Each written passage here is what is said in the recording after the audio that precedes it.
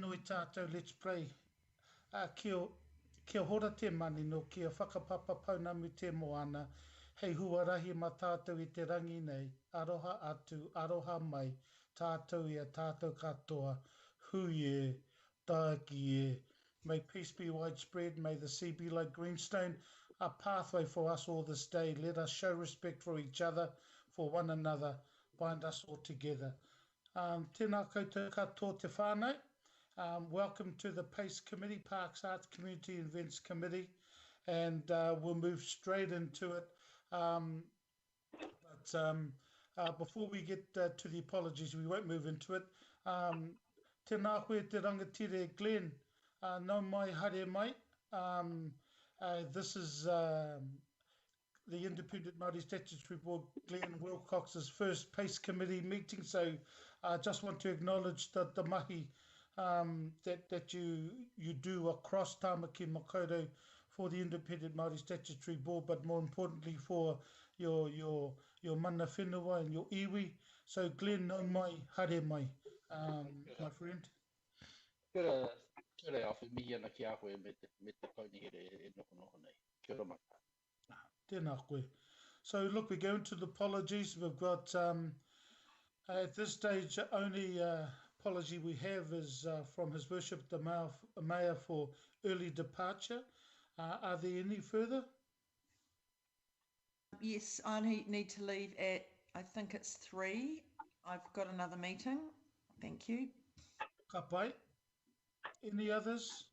Mr. Chair, I have apologies for 12 o'clock. I have an urgent TRC board meeting. It's me, Josephine. And then I'll come back in. Yeah, ka pai. Any others that can be noted? Because I will move those apologies.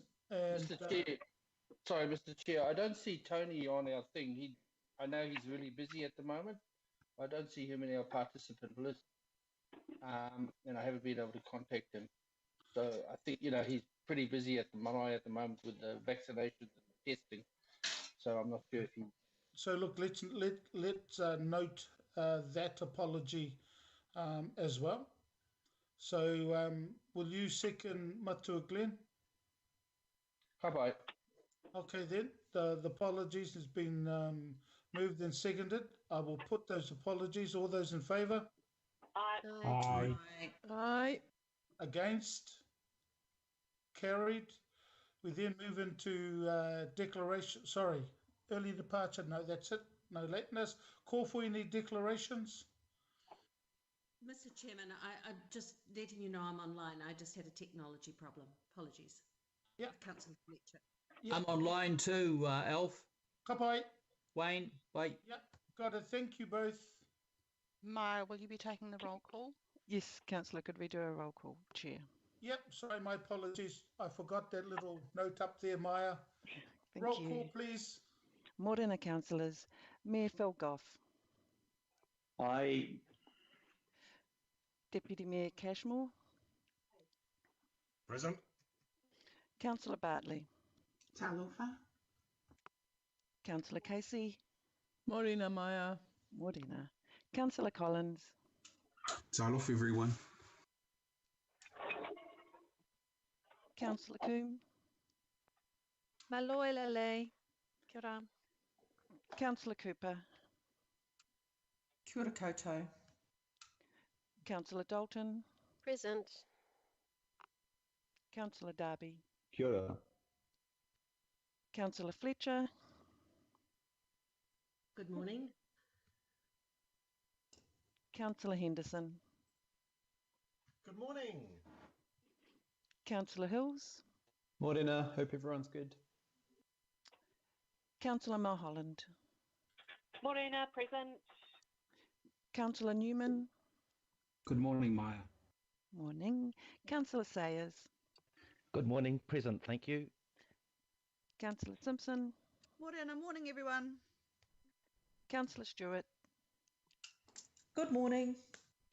Councillor Walker. Morning. Councillor Watson.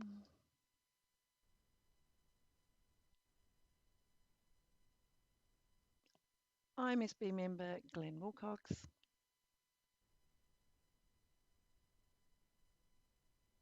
Oh, technology issues. Okay. Councillor Young. Kia ora, 大家早. Thank you. Thank you, Chair. Oh, kia ora, Maya. I'm here too. Tony Kake. You went Oh, right. kia ora. Sorry, Tony. Yeah, all good. Thank you. Back to you, Chair. Thank you. My humble apologies about missing the roll call too. So, declaration of interest, 3 seconds. Finished. Confirmation of minutes. I will move the confirmation for minutes Thursday, 8th of July, 2021. Second, Kathy. Kathy, second. I'll put the motion. All those in favour? Right. Aye. Aye. Aye. Against? Carried. Petitions, there are none. Public input. Just wanted to let our committee know that I declined 2 requests for public input. The first request was from a Mr. Simon Leach, the president of the Muruwai Community Association. He wanted to speak in support of item 18, and the reasons I declined him is under section standing orders, 7.7.4 B. Everybody knows that. There have been some public meetings that we've had. I personally contacted Mr. Leach to advise him, and he just wanted me to sort of relay that how the consultation process and complementary of that he wanted to sort of let people know, and he looks forward to further consultation. I've just said to him that I will mention that, so he was happy with the reasons. There was also another request, and that was from Mr. Damien Charles Barr through his wife, and that is in regards to the item on the stone fields. I again contacted his wife Jo and advised her why the request was being declined. They were understandable and said that they were just glad that they got it straight from the chair, not through email.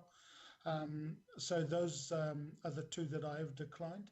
I have, however, accepted a request from Sala Hart, who is the CEO of Hapai Te Hauhora.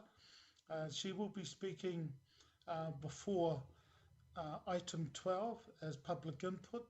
And the reason that is because she has been integral and her Hapai Te Hauhora have been integral in regards to item 12. So I just wanted to let everybody know around the public input. If we move to item 6, Maya, and that's the local board input, there has been one request, and that's from the chair, Phelan Piri, at Rodney Local Board Chair, and he will speak before the officers on item 18, which is the future management of motorised vehicles driving on Muriwai Beach. So look forward to that with local board input. There are no extraordinary items, and so we will now get into our agenda proper. So I will move item 8, which is the summary of Parks, Arts, Community and Events Committee information updates. Kathy, can you second item 8? Yep, all good, Alfie. Okay, now are there any questions, comments? If not, I will put that recommendation. I'll wait 3 seconds. Yeah, there's none. Mr. Chairman? Yes. I just want to use this opportunity in a more general sense to ask if there's any update with regards to Chamberlain Park on the safety issues of the 3 holes that are closed.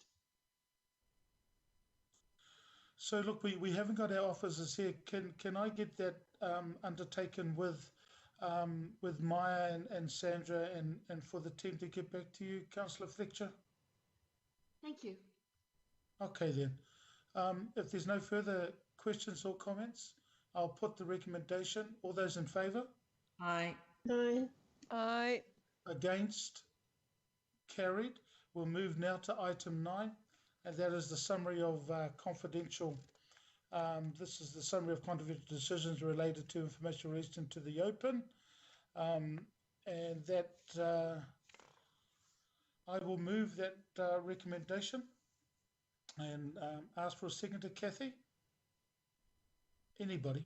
All good, Alfie. Okay then. Are there any questions? Item 9, if there's none, I will put the motion. All those in favour? Aye. Against? Aye. Thank you. Against? Carried. Move now to item 10, and it's a review of our forward work program. Only information only. So I'll move and again seek a seconder. All good, Alfie. Kathy. Thank you, Kathy. No comments, questions? I will put that recommendation. All those in favour? Aye. Aye. Aye. Against? Carried. Move to item 11, all the leagues. And item 11 is reserve revocation, part 331, Great North Road, Henderson. It has been moved by councillors Linda Cooper and councillor Shane Henderson.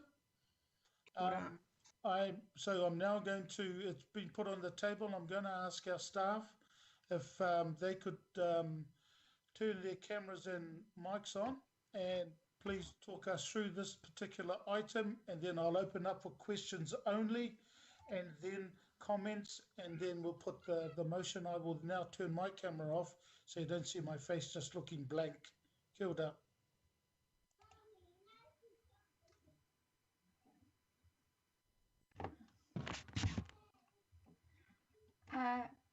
Tēnā koutou councillors.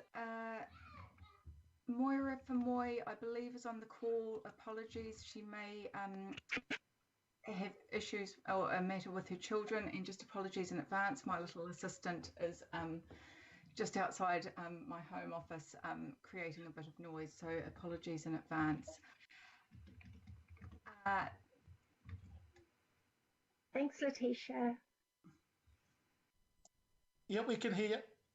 Oh, Moira's here. Sorry about that. Manuelele, as part of the Unlock Henderson project, the Henderson Massey Local Board endorsed a recommendation to revoke the reserve status and dispose of approximately 267 square metre parcel of 331 Great North Road, Henderson, for urban renewal purposes in December 2020. This property is subject to the Reserves Act 1977, and Ike Pānuku subsequently undertook the reserve revocation process for the small parcel of land.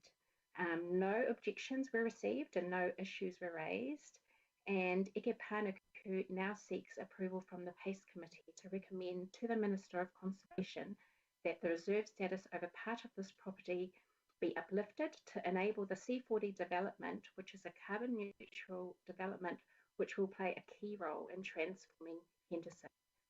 Thank you. Letitia, is there anything you wish to add before I open it up for questions? Nothing further from me, Mr. Chair. Ka pai. And just to let everybody know, you see the red. The confusion around conversation and conservation was we will be having a conversation with the minister, and that minister is the Minister of Conservation. So I just wanted to point that out to everybody. I'm going to open it up for questions first. Okay, now I've got a note here. I understand completely. Oh, that's about the children, I think. Okay. But if there's no further questions, Letitia, you and Moira, thank you to you both. And now I'm going to invite Councillors Cooper and Henderson to start any comments. So Councillor Henderson, Cooper, yours.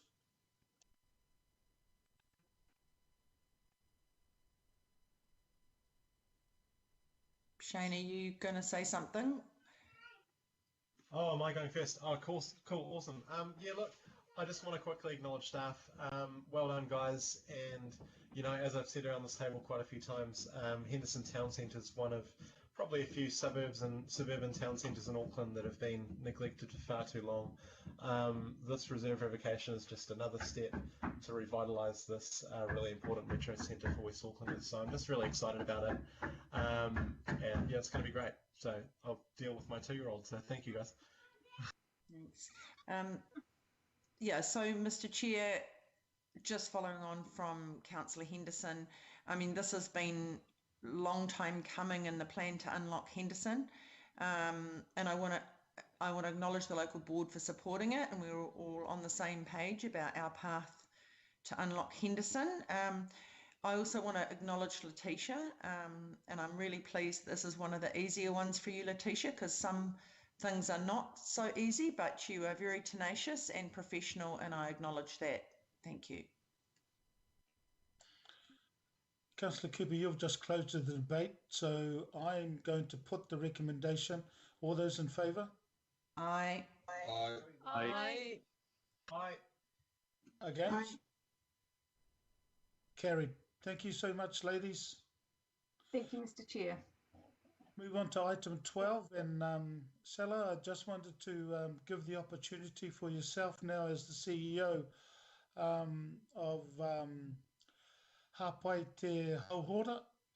Just wanted to acknowledge you and your staff in regards to work that you have done and completed around this particular item that will be next after your public input. So, Sella, I just invite you to say a few words. Kia ora.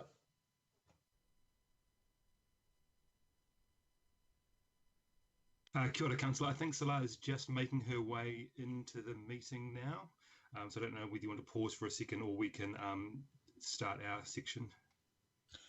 No, look, if I don't want to sort of start, then stop, and then go to Salah. So do you know how long she'd be?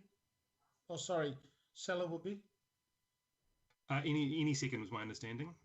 She's Come just on. making her way in now. Okay.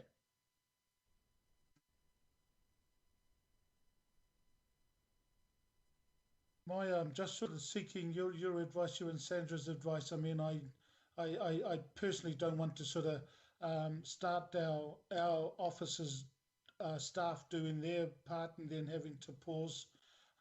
So I'd rather sort of just have sort of wait for the CEO to come on board. Are you okay with that? Could I suggest that we just start on the presentation? They've got a PowerPoint presentation to support their report, so maybe we start on the presentation because she may have something that she'd like to add to that presentation as well. Okay then. Well, look, because we haven't got her online at the moment, not unless she's there now. So no. So Ben, if you and Tara could take us through their PowerPoint presentation, and then when the CEO gets here and online and ready to speak, we will stop after the presentation and then go back to Salah.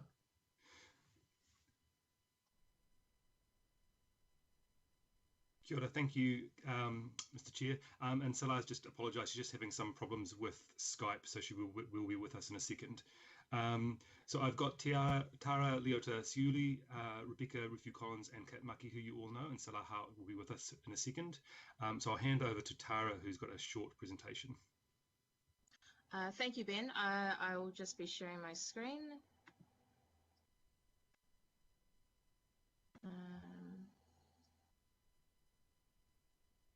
You can all see this. Not yet, Tara. Yes, we do. Yes, it's up there now. Okay, thank you, Alfie. Talo Falava, kia ora koutou katoa, everyone. As Ben has already mentioned, my name is Tara Leota Seuli, and I'm the Smoke-Free Policy Advisor here at Community and Social Policy. I will just be giving a very brief overview of the work that we've completed this year, and I will be starting off with a very brief explanation of our Smoke-Free Policy program here at Council, as well as our partnership with Hapai Te Hauora, and some of the key highlights that we've managed to finish off this year. So the snapshot or the image that you're seeing currently is a screenshot from one of our action plans, the Awahi Kore Hapuri Whānui strategy. And our smoke-free policy program here at Council consists of two plans. That is the implementation plan and the Awahi Kore Hapuri Whānui strategy. The implementation plan is the main policy that we align our work with, and it covers a wide range of smoke-free actions to help us reduce smoking behaviours, promoting smoke-free awareness, as well as helping us monitor and assess all those actions, not only on our council facilities, but on our public areas as well. Now, the Awahi Kore Hapuri Whānui sits right under the implementation plan, and it is more community focused. So this action plan in particular helps us identify the target groups and target locations that we should be focusing on. The target groups that we've been focusing our work on are Wahine Māori and Pacific men, ages 22 to 45 years, as well as an additional cohort that we feel is very important to focus on as well, which are our Māori and Pacific youth. We've focused our work in the target locations that I mentioned above, Mangere, Otahuhu, Manuiwa, Otara Papatoetoe, Papakura, Henderson Massey, Glen Innes, and Point England. So our partnership with Hapai Te Hauora has been very successful and effective in regards to expanding our work, our Awahi Kore work, and reaching as much communities as we could. If I were to be completely honest, I don't think we would have been able to reach and engage with as many communities as we could this year without this partnership. And Hapai has helped us also to sort of maintain and build relationships with other health agencies and stop smoking services within the health sector. That has given us sort of an extra element to our work. As well as providing us with updated data and research, just so that we can ensure that whatever approach we have with working communities, with the communities, that it's aligned with any guidelines from the Ministry of Health. So I would like to also commend Hapai for their tremendous efforts in helping us get as much work done as we could this year. So last but not least, these are the highlights and priorities that we've completed this year. And I'm going to say this is only 5 of the smoke-free activities we completed, but we managed to complete 7, 5 of which were required under the Awahi Kore, 2 that were required under the implementation plan.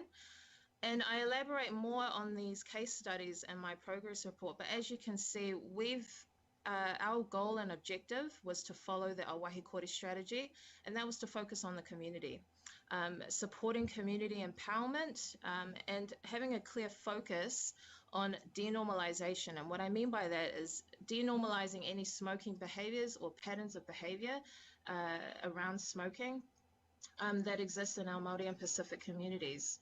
And I've got to say that the amount of feedback that we've received from community has been largely positive and successful. They've also encouraged us to continue this community approach, having more regular events that are family friendly, fun and positive, and something to uplift them without any judgment.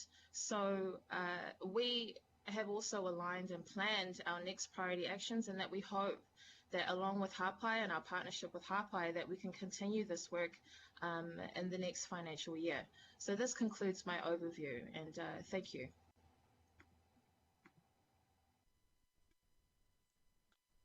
Yeah, Kia ora, thank you, Tara. Mr. Chair, Salah is now with us, if now is an appropriate time for her public input. Yep, I got that message from Maya, but I wanted to ask first, Ben, if there was any of your staff wish to sort of go through anything that's been you want to end up adding before I go to Salah. No, I think the presentation was the key points, and then we're happy to take any questions. Ka pai. So we will go back to the public input, and Salah, tēnā koe, e te rangatira, nau mai hare mai, ngā mihi ki a koe mō tō mahi. And Salah, I just wanted to acknowledge you and say thank you so much for the work. I'm unsure if you heard the full presentation, but without you, we would not have got the mahi that the Kaunihira are doing out to many of our community. So from us at the Kaunihira, the council, is to say thank you so much. And look, I invite you to sort of come online and just give us just your view around the mahi that has been done. Kia ora. Tēnā koe, Councillor Filipaina, and thank you all members of the council. Hopefully you can hear me well. My apologies, I have not used Skype for quite some time, even though we Zoom every single day, so my apologies for my lateness. It is my honour and privilege to be here as the CEO of Hāpai Te Hauora, an iwi and mana whenua and Mata Waka owned organisation that focuses on reducing inequities for Māori, but more importantly, all communities that are in need. So it is my privilege and honour to be a part of a partnership approach that we have taken with Auckland Council. I really want to acknowledge, first and foremost, our ownership, Te Runanga o Ngāti Whātua, Tainui, and also Te Whānau Waipareira, and the huge efforts right now that they are contributing to the COVID-19 response. And so I want to mihi to them outside of any, we're in a global pandemic, and everything that we can do to contribute to that, I think, is outstanding. And so I mihi to my ownership and to all of those and many of you online that will be contributing to supporting our nation get through this pandemic. Specifically around this kaupapa, I would like to pay a huge amount of respect to Auckland Council. This is, as I have a national landscape, we are contracted by the Ministry of Health to hold an oversight across all advocacy components of the tobacco control sector.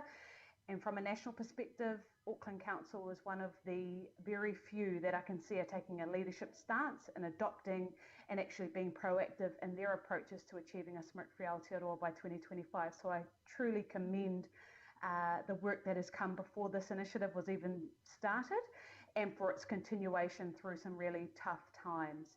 I think that is critical, whilst we understand the importance of this global pandemic, that we also understand the epidemics of non-communicable disease that our whānau experience, and smoking is absolutely one of those, especially for our priority population. So I'm mihi to Auckland Council and to the councillors and to all those that have contributed to this piece of work. I think it's really important that we also acknowledge all of those whānau that are impacted by the harms associated with smoking, and obviously at the forefront of those bad statistics are Māori and Pacific communities. And so we have to take innovative action. We have to be brave and bold in order to get an equitable outcome with regards to smoking prevalence reduction. I want to mihi to the way in which this partnership has been facilitated. I think that it demonstrates a true trusting relationship that allows two organisations to come together for a common purpose and goal, but actually more importantly, placing the importance on our communities and letting them drive that change, allowing them to be enabled the opportunity to provide their own solutions and finding their own way to well-being. So thank you very much for the approach that we've taken. I want to also really mihi to both Rebecca and Tara for their amazing, outstanding community leadership. And whilst they may think that Hāpai have done a lot of that work, actually it also lands back on those two individuals and the other supporters within that team who have made this work possible. I really want to also speak really briefly around our connectivity from a kaupapa Māori organisation's perspective, but also our broader reach. So I've already spoken about the position in which we hold from a national perspective in tobacco control advocacy, but also we have really extensive networks across the DHB and health system in general. We have very strong relationships with the stop smoking services that are existent in this region, and also our sister service Tala Pacifica, who have been integral in reaching those Pacifica communities. So I want to mihi to all of our partnerships that have made this partnership between Auckland Council and Hāpai Te Hauora really flourish. And I think at the bottom of it, we all have the same common purpose and goal, and that is to have flourishing, thriving whānau, specifically our Māori and Pacific communities. I think one of the things I really want to pick up on is the proactive stance that Auckland Council has taken in regards to some of the harm reduction approaches that are needed in order to level or enable us to level out the inequities that currently exist from tobacco-related harm. And so I really mihi to the collaboration that has been participated with the Health Promotion Agency, Te Herenga Hauora, with their Vape to Quit program, and also looking at other innovative ways to get our whānau more closely to reducing their tobacco harm. I think I'll pause there, but I thank you again for your time to hear me, to allow me to contribute to this space, and I want to really mihi to Auckland Council in general for the proactive stance that I can see that we are taking here through this partnership. Mauri ora. Tēnā koe, Sala. Thank you so much. I'm going to open it up as we normally do, if that's okay with you, just for some questions to you. So I'm going to open that up, but before I do, I just wanted to sort of see if Matua Kake, if you wanted to move the recommendation. Tautoko. Aye, and then I'm looking at even Councillor Henderson or anybody else want to second the public input with the CEO. Would be delighted. Thank you, Chair. Thank you, Councillor Henderson. So it's on the table. Now I've got a pātai from Tony Kake. Matua, pātai for Sala. Tuatahi, tēnei te mihi atu kia koe Sila, ngā mihi atu kia koe mo tā mahi hohonu kia mātou, ki te oranga hei hapai hei oranga tā mātou whānau. So just greetings to you and thank you for the work that you're doing. Really pleased to hear the partnership with Auckland Council. I sit in this forum with my Independent Māori Statutory Board hat on. And also just want to, I guess my key question, Sila, is the smoking is the driver of health inequities, or so it is believed, but I actually think it's the other way around. The inequity is the driver for smoking. So my question is, do you agree with that? And second question to that is what do you see the role of the new Māori Health Authority in this space? Kia ora. Kia ora, Tony. Ngā mihi nui ki a koe, and to the whānau out at Papakura Marae, you're doing amazing stuff, so thank you, Tony. Yes, so there's a number of different social determinants that we know are existent within our communities and therefore drive or continue to drive the dependence on tobacco addiction. And so I think that there's a number of things that need to be addressed in order for us to actually achieve a smoke-free Aotearoa by 2025 for those priority populations.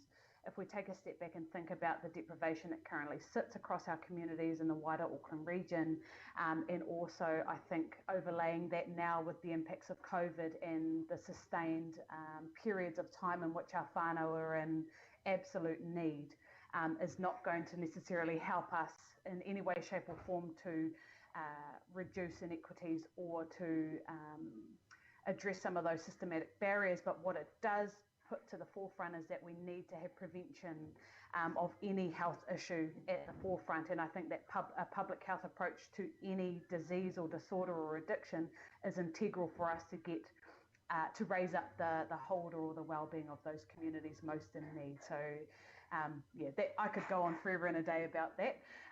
And secondly, I think that there is a true, sorry, my baby wants to come and present to the council too. I think that there is an absolute need for us to also understand the entrenched dependence on, from a stress perspective, how do we ensure that we are reducing all of those relevant issues that our whānau are facing on a day-to-day basis. And I think that some of the initiatives that we can look at driving out through this partnership are going to be key, because what we're doing is we're co-designing with community, with whānau, with those most impacted to actually create their own solutions. I think also if we look at a broader systematic approach with regards to some of the national priorities, so we provide direct guidance and support and direction to the Ministry of Health Tobacco Control team, who will be presenting the recommendations for a smoke-free action plan for the whole of New Zealand through Cabinet in the next, I think, 8 weeks. And so if we think about some of the real key public health measures that need to be taken, if we think about the saturation of tobacco outlets, of alcohol outlets, of gambling outlets, they're all in those priority areas that we have really honed in on in this partnership. And so if we think about some of the built environment situations that we currently have, I think supply reduction of tobacco or the availability of tobacco is really integral, and also increasing the overall well-being and building those communities to be well thriving environments so that people are proud of where they live, proud of where they play, proud of where they work, and all of those things. So there's a number of different structural considerations from a public health perspective that we should be making. I think that what is really critical to this partnership is that we have the opportunity as a partnership between a iwi and Mātāwaka owned organisation to determine and drive out from a local government perspective some really key country leading approaches, and we've already been able to demonstrate that over the duration of this current partnership. I think that's going to be strengthened even more as we move into a space where Minister Verrill is going to drive out an action plan.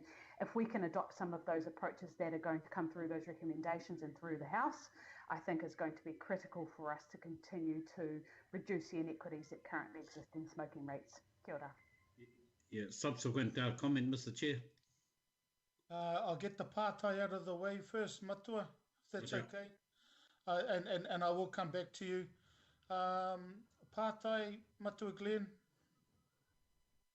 Kia ora, e tautoko anau i te mihi a tauni ki a koe e sala, e mihi ana ki a koe mo tamahi ki ngā whānau Māori, ki te whānau kāpori, e mahi ana i roto i tēnei kaupapa o te auahi koe. What I'd like to ask is, and it may not be just for you to answer, but I see the targeted areas and I'm quite supportive of that. You know, I am supportive of that. What I am asking, but is, so are we doing anything in anywhere else, such as, and I've got my list here, Helensville, Waiuku, Wellsford and Warkworth, and Pukekohe? Not as part of this initiative, but in the broader sense, absolutely. So we're not excluding any demographical part of Auckland in the response to a Smoke-Free 2025. We're actually working really close with Te Haoranga as an organisation and collectively as in this partnership and also as an organisation with Hāpai Te Hauora.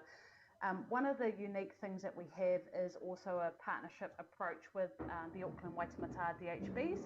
And so we have an initiative that we are driving out targeted stop smoking services that would reach into that catchment. So to answer your question, Glenn, we're not forgetting about the confines of Ngāti Whātua and more importantly, Te Rūnanga o Ngāti Whātua and the rurality that plays into the mix. So whilst not highlighted as a part of this specific partnership, they are absolutely as part of the broader piece of work considered and also being worked with respectively. Mr. Chair, just a supplementary. So are we also working with our whānau down in Waiuku and Pukekohe? Aroha mai, yes, we're also working in the Tainui catchment as well. So what we don't have as Hāpai Te Hauora, but maybe more broadly, there is the Counties Manukau DHB stop smoking service. They're one of the most highest performing providers of stop smoking services, and so I can't speak specifically to that because I don't have the necessary information on hand. But what I do understand is that Counties Manukau, through a number of their collective provider groups, such as Te Kaho Te Rangatahi, stretch across the boundary of Counties Manukau DHB. I'm not sure where and how the integration between Waikato DHB and the stop smoking services that they have provision for match or meet at that boundary. But I'm sure that there are many initiatives that are already in place, and we work quite closely with the providers that also deliver to those areas as well. Kia ora. Ka pai. Sela, I'm going to invite Councillor Cooper. She has some comments, and then I'll go to Matua Tony again for his comment, and then there's a recommendation on our screens that I will then move as input to the committee. Kia ora na. Councillor Cooper. Kia ora Sala. I just wanted, it's not really a question, I just wanted to acknowledge your acknowledgement and the work that you do with Te Whānau Waipareira, being in Councillor Henderson, my area out west. Just a huge amount of work that's been done on testing and immunisation, just going so well. Excellent. And also their work with smoking cessation. So, and also just, I want to also acknowledge while we're here is the loss of one of our nannies, Renata, to COVID. We haven't mentioned her, but I think that's really important in these times. But also to acknowledge the way that you've worked with the council. I mean, as you say, the only way we can reduce smoking and get to the right people is to do that in partnership and with people who are right in our communities. So I just want to acknowledge you for that. Thank you. Tēnā koe, Councillor Cooper. Matua kake. Tony? Yeah, kia ora anō. Hey, yeah, just my comment is just to say I think it's not only a central government, local government, and everyone responsibility. I just, everyone that walks through the doors of our clinic at Papakura Marae will be asked that question if it's not known to us that they're a smoker. So it's everyone's responsibility. We have signage around the marae that says we're smoke-free marae. But also we acknowledge it through every one of our mihi and welcomes on the marae that the designated smoking site is that white line in the middle of the road. And I say that on purpose because, we're also confronting the same decision around if you haven't had your first or second vaccination, you probably won't be welcome at our marae. It's that kind of hardening up of the circumstances, I think, that we need to go to. Kia ora. Kia ora, Tony, and I know that many marae up and down the country have for many years now, been leading in regards to having those policies in the middle of the road out the front of the marae or in the next suburb is usually where we get directed, where smokers get directed. I think also what that plays into is demonstrating how Māori and how Māori environments try their absolute hardest to ensure that we put the health and well-being of our whānau first and foremost. I think one of the real critical things here is the denormalisation of tobacco within our communities. And so if we can look at strategies from a whole of system approach, whether that be the significant reduction in supply of tobacco, we're going to hopefully then be able to spur a whole generation of people who don't even start smoking. And I think for many current smokers who aren't able to quit or are really struggling in their quit journey, what we've heard from them up and down the country through the consultation process around the Smoke-Free Action Plan is that they absolutely don't want smoking to be a part of their mokopuna's future. And so if we can have that in mind all the time and create the systems and structures and policies that match that end goal, then we're all going to be into a winning solution. Bye-bye. Councillor Bartley. Oh, thank you, Mr. Chair. I just wanted to acknowledge Sala and the team at Aoahi Kore Hapori Whanui, and also some of the team that I've seen on the ground, Rebecca and Leitu. Just really good to see your work at the grassroots. When I've been at anything in my community, I've seen the no smoking, I've seen the support that is given and the connection with council, the messages that are out there, trying to work with the touch teams and, our people where we are on the ground. So I think that's really good, and I just wanted to acknowledge that. Thank you, Councillor Bartley, and I absolutely would be nowhere without the team alongside me, and I think that the members of our broader team that you've mentioned today are very immersed in and understand our communities so well that we can just position initiatives like this within those community settings, not creating something new, not recreating the wheel's already there and it's already turning. How do we enhance those opportunities to really engage meaningfully and truthfully with our whānau and communities? Kia ora. If there's no further comments, I just have one last parting apologies. I think Sela is one, firstly, the pronunciation of your name. My humble apologies, and also I got a text saying that I should put my camera off when I'm on the phone. I was actually on the phone to my first cousin, Gayleen Te Hore in Blenheim. So she passes on her aroha to you, but also she said, please tell her that we are so proud of her. So look, I'm passing on those messages, and that's my humble apologies again for being on the phone while I was on the camera, but I just needed to pass that on to you. So again, ngā mihi ki a koe, and thank you so much for the mahi that you have done with the kaunihera. Kia ora nā, se la. Tēnā koe. So look, it's been moved and seconded to thank the CEO and se la. So I'm going to put that recommendation. All those in favour? Aye. Aye. Aye. Against? Carried. We'll now go back to item 12, just a dozen. So we'll just go back to the item. Ben, you and the team, we've had the PowerPoint presentation. Now I've got Councillor Dalton will move the item, and I need a second. I put in the Councillor Collins, but I haven't heard. Happy to second, Chair. Thank you, Councillor Collins. So look, that it's been moved and seconded, is now on the table.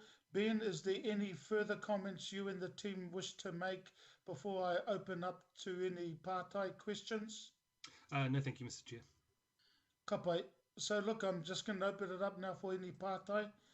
I've got Councillor Collins and then Councillor Cooper. Thank you, Chair. Sorry, I was looking for the mute button.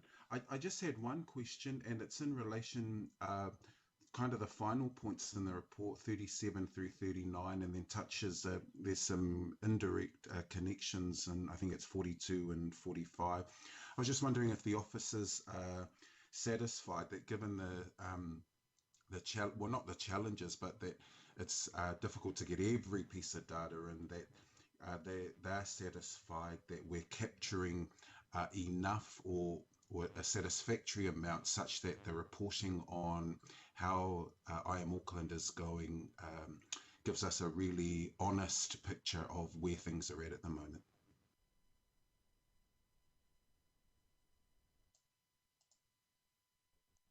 So, Councillor Collins, is that question in regards to I Am Auckland? Yeah, sorry, am I on the wrong point? Yeah. I'm on 13. I beg your pardon, sorry, Chair. No, that's all right. But if you had any partai with item 12, you're most welcome to ask any around the implementation of Awahi Kore Hapuri Whanui. Yes, I do, but I just need to change pages. So come back to me because I've got my pad on me. Hang on, Chair. Yep, kapai. So, Councillor Cooper, item 12.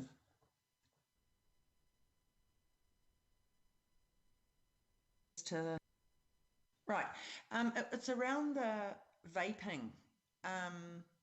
Like I see that people, when they leave the website, are starting to look at, the opportunity of quitting or vaping. Are there any comments from staff around the either effectiveness of vaping or any more information about whether it's a good thing or a bad thing? Because there's still that debate, and we know that when we're debating the policy, we kind of left vaping there because we had a huge approach from the Pacific and Māori providers that it was a pathway to quit, even though we know that sometimes it's not the greatest for children to start or young people to start. Or is this out of scope for this? Please tell me if it is. I can go offline. Kia ora, thank you. No, that's within the scope of this piece of work, Councillor. So vaping is just one among the range of options that we're providing to people. So we're directing them to smoking cessation services that offer a range. So one of those is vaping. That's consistent with the resolution that you mentioned from 2019. And our work is based on the Ministry of Health's direction and the evidence. But our position is quite clear that we aren't, although we support smoking, vaping as one option that might work for some people, that it's not appropriate for children, young people or non-smokers. But we are continuing to work with the Health Promotion Agency, Hapai Te Horora, and Tala Pacifica to get those kind of messages out to children and young people about vaping being inappropriate for them. And we are continuing to work with the experts around making sure that we are up to date with the evidence and that the approach we're taking is consistent with that emergent evidence about the effectiveness of vaping. Thank you. Councillor Collins, you ready with the partai, your question?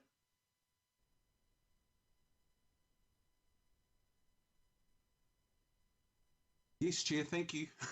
Sorry, coming out of the page. I just, I was looking at the diagram. Here it is, wait. The diagram just around the Pacific smokers numbers, and just there's a couple of diagrams there. I'm just wondering if we feel confident that we're on our trajectory as such that it's that we're on track and that there's enough going on, especially around Māori and Pacific smokers, to bring those numbers down. I note in the report it says that we've got to reduce. There was a comment about having to reduce non-smokers, or new smokers, to 0. So I just wanted to get a sense that we feel like we're on track towards those goals in an ambitious way.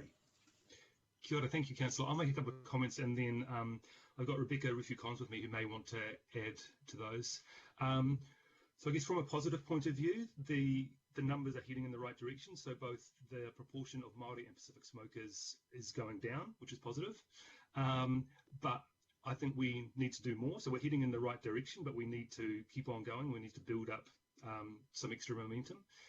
So that's partly what we're setting out in this report, is that we need to continue focusing on Māori and Pacific smokers. We need to focus in those areas that we've highlighted in the report, the priority communities that were in that we mentioned earlier on. So we're heading in the right direction, but we need to keep going, and we probably need to do some more. But I don't know whether, Rebecca, whether you have any extra comments.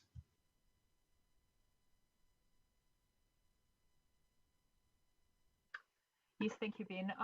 I think our action plan of mobilising communities is really vital in this process, and I know that if we activate our community, especially our Pacific and our Māori communities, to take ownership potentially of the quit journey, but also smoke-free, the smoke-free kaupapa and environments, we should have a good amount of reduction in smoking prevalence.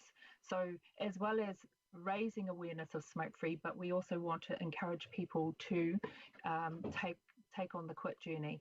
And in terms of our rangatahi, our youth, we don't want any child to take up smoking or vaping. So we're currently working closely with organisations and schools regarding how do we get the youth to drive that message through to others and parents and schools.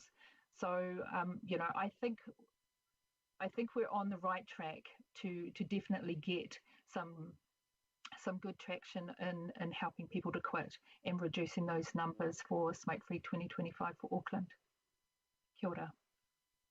Kia ora. And just one supplementary, if that's all right, Chair, and I'm happy to take this one offline, but I've got a particular interest in how for Māori and Pacific people, and this is in connection to point 35 of the report, how online and more so telephone services are useful for them. I'm just wondering, there's been some talk, especially around who's ringing Youthline and that kind of thing, and whether those are effective services for Māori and Pacific. So that's probably more operational, but I'd be interested to see how effective those types of services are for these priority groups. Thank you, Chair. Yeah, whaftai lava. Councillor Collins, matua Tony. Yeah, just kia ora, Alf. Just a quick question, Ben. What's your intention, or are there any intentions to do any formal evaluation of some of these activities? It looks like you've had some good engagement. We had some good feedback, but is there any formal evaluation? I'm really interested in what's working, or what has worked, or what do you predict is working? That's the first question. The second question, and it's a little bit along the lines of, I think it was Councillor Cooper's question around what's in scope and what's out of scope, and obviously the pipe with meth as a form of smoking. Is that in scope here? And if so, is there any support for support groups coming? Kia ora, thank you, member. So I'll tackle the second one, and then I'll pass over to Rebecca to deal with the first one. So no, so meth and other drugs are outside of the scope of this piece of work. This is just purely smoking focused. And on this first one around our approach to evaluation, Rebecca will probably be able to answer that one for you. Yes, we're currently engaging Auckland University at the moment regarding helping us to evaluate the OA Kore program. So that's still in the pipelines of going through to make it happen. Yeah, thank you. It's the results, that's important here. Yeah. This is what's worked, what hasn't. Thank you. Kapai, look, there's nothing in the chat box that I've been identified anyway for any more partai. So I'm just going to open it up for comments, and Ben, to you, Tara, Rebecca, and the staff, thank you so much. Now I'm just opening up for comments. It has been moved and seconded. So are there any comments before I put the recommendations?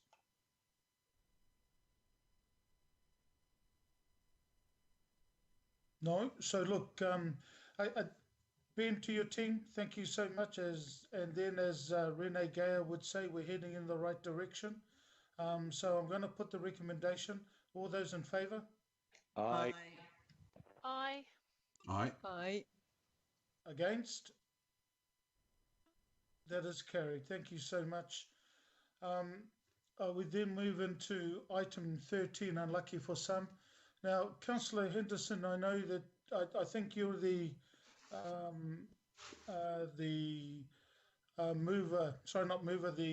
councillor for the youth advisory panel. Yep. If that's the case, if you're happy to move it, that will happen. And I've got Councillor Collins as the second youngest councillor on the council, and he is second item 13. Hey, hold up. Thank you for your confidence, Chair. So if that's okay, I've got a mover and seconder for item 13, we saw that Maya sent out the link, around the COVID link, that was on Wednesday. The purpose obviously is to provide an update and start the 3-yearly review of the activity across the Auckland Council group. So there was a presentation on Nexus, and I'm going to ask Joanna Maskell and Liz Civil to introduce themselves and then start the presentation and the item. So thank you. Kia ora, Councillor Filipaina and all of the committee members. Good morning. Joanna Maskell and the team will be doing a presentation on this item. So I'll get her to introduce herself and take you through the presentation. Thank you. Kia ora koutou, malo lele, Mr. Chair, Mayor and Councillors. I'm just going to try and share my screen with you now so that you can see the short presentation that I have in regard to I Am Auckland. Hoping that is working. Let's try that again. It's loading, Joanna. So yeah, it's up there now. Fantastic. So as I said, I'm going to be presenting the annual progress update on child and youth activity across Tamaki Makaurau in accordance with Auckland Council's I Am Auckland Strategy, Implementation Plan and Evaluation Framework. I Am Auckland is the strategic plan which sets out Council's commitments to children and young people in Tamaki Makaurau, and there are 7 goals which were developed from engagement with our rangatahi and tamariki and aligned to Auckland Plan goals. This first slide shows Auckland Council's whānau delivery in 2020-21 and compares it to delivery in 2019-20. In total, Council whānau delivered over 230 initiatives for children and young people, which is a noticeable increase from the previous year where there were 171 initiatives. And in part, this is due to some improved data capture. Overall, we can see all of the goals have increased in numbers since last year, and particularly you can see that programming has been targeted towards Goal 2, which is the goal around belonging, and Goal 6, which is around opportunity. So a range of activities there, bringing young Aucklanders together to participate in recreation, arts and sports activities. We can also see in regard to Goal 3, which is around health and well-being, and Goal 7, whakapuawai, which is the focused on the well-being of rangatahi and tamariki Māori, have seen an overall rise, but there have been some declines in the numbers of initiatives reporting those two goals as their primary goal or main focus. So we will be keeping a watch on that in the next financial year. There are also some fantastic case studies of the great work that our operational council staff are doing, and I would like to acknowledge that.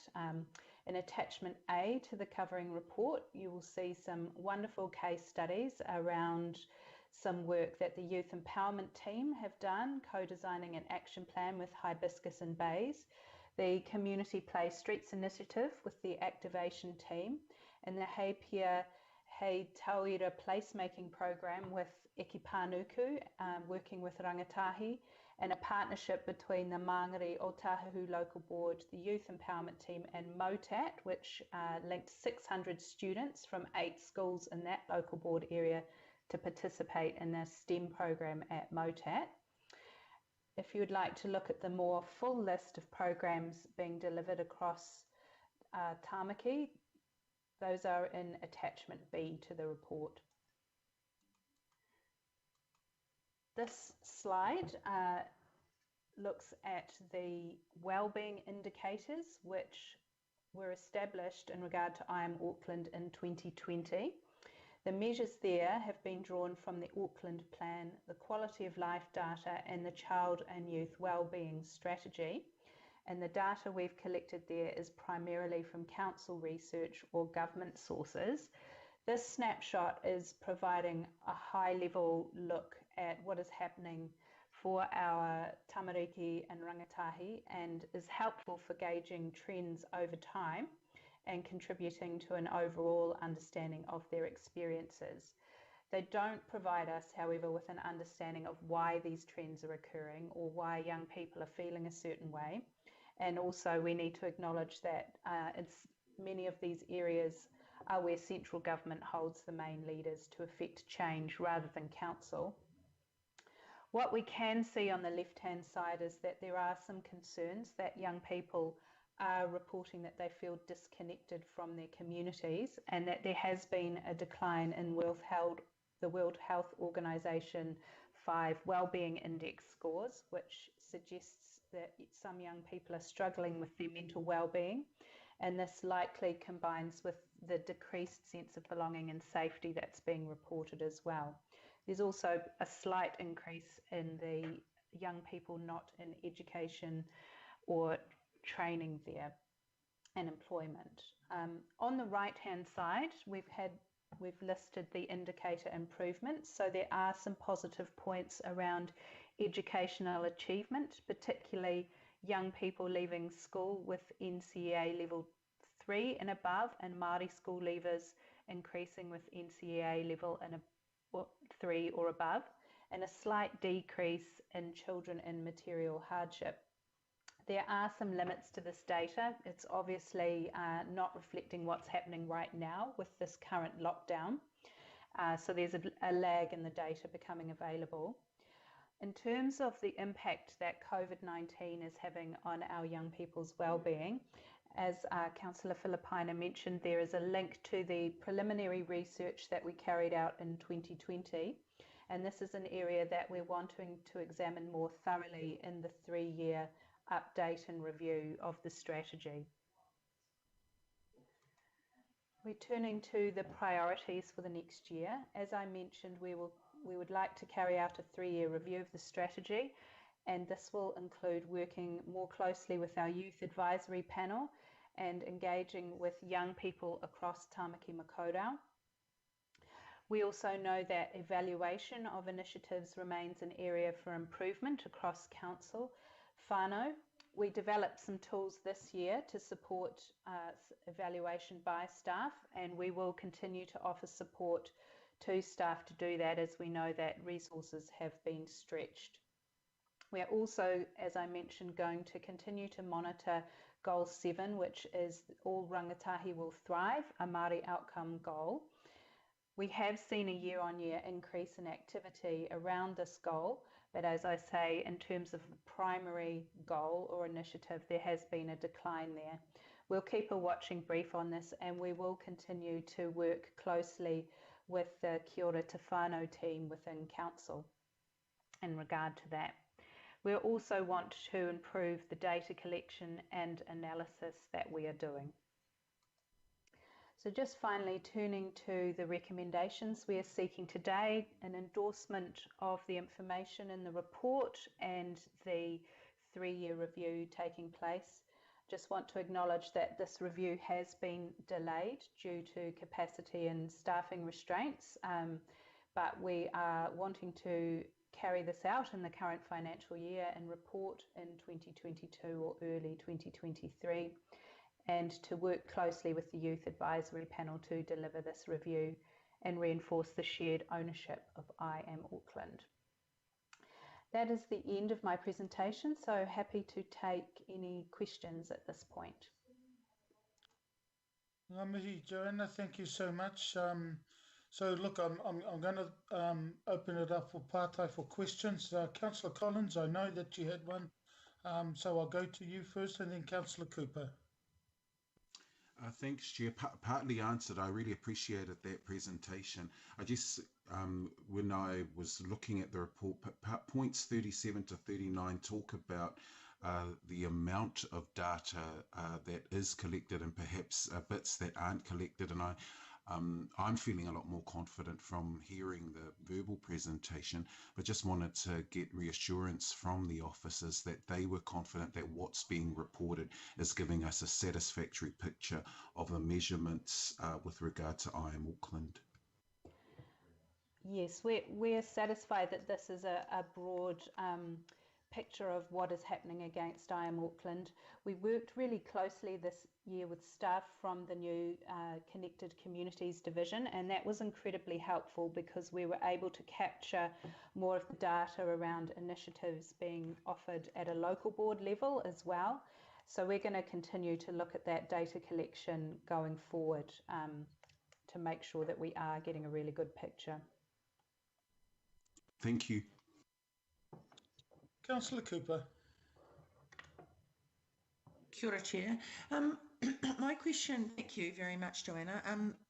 My question is around the fact that we've done more than ever, a lot of the goals and events, etc., and actions on the plan, but some of these indicators are still going down.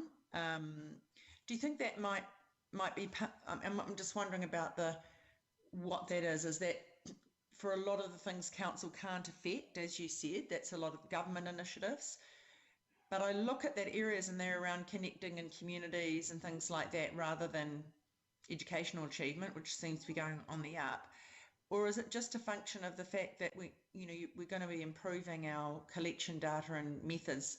Do you think we're making a difference with this or not? Because what I'm seeing is that at the moment we're not, or is it just early days and there may be a lead lag time along with all the COVID stuff as well? Thank you, Councillor. Yes, it's hard to know at this point. As I said, we don't have a real understanding from that high level data about why young people are feeling like this, and we do want to understand that more and put resource into that for our 3-year review. And I think that if we're able to engage directly with children and young people, we will get a clearer picture of that. I think it's encouraging, though, that there was a recognition from staff that the focus needed to be around some of those belonging areas. So that clearly the people on the ground are understanding that probably due to the pandemic, there are issues for young people and that there has been a focus on those areas. So I think in answer that we need to look into that going forward, really. Thank you. Your Worship. Kia ora, Alf. Yeah, look, my question was similar to Councillor Cooper's. you know, when you see the declining indicators and you look at sense of security and sense of community, you really need some analysis to say what that might mean. Where does it come from? Because if we don't know where it comes from, it's a little bit hard to address it. But secondly, can you just give us a bit of an indicate? Can you explain a little bit further what the database is and how reliable you feel that database might be? Thank you, Mr. Mayor. So in terms of you're asking a question about the data that we've used around those indicators. That data is coming to us from central government sources. So we've used the Quality of Life Survey and sources from MSD and the DPMC and looked at the Auckland regional data for those. In terms of how big those sample sizes are, I am not sure, but I think probably it is giving a high level accurate picture. As I said, we do want to understand more about the impacts on the ground for young people and why we're seeing those outcomes. So we will be focusing on that as part of our 3-year review going forward. Just a supplementary through you, Mr. Chair. If that data is coming from central government agencies, what analysis have they done themselves of that data?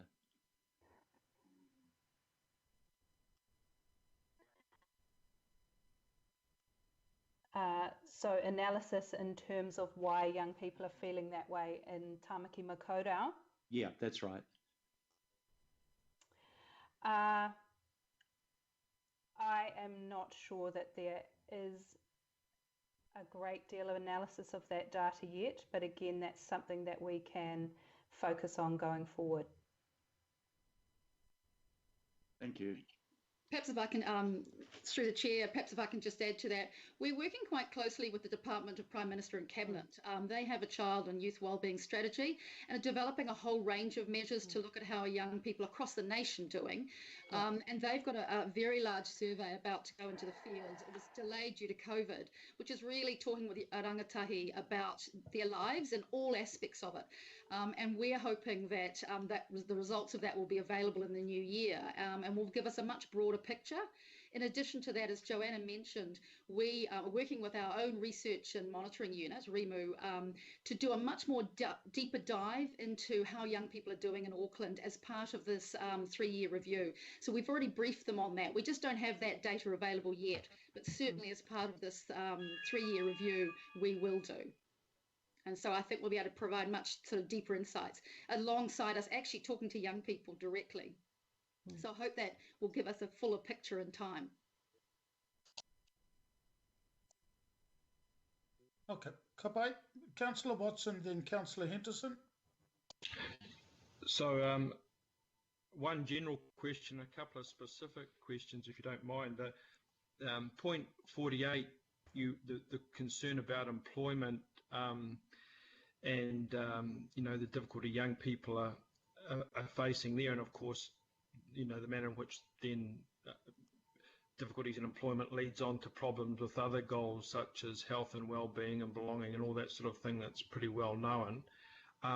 So the final phrase in that sentence is it's positive to see the effort of the council towards supporting young people into employment.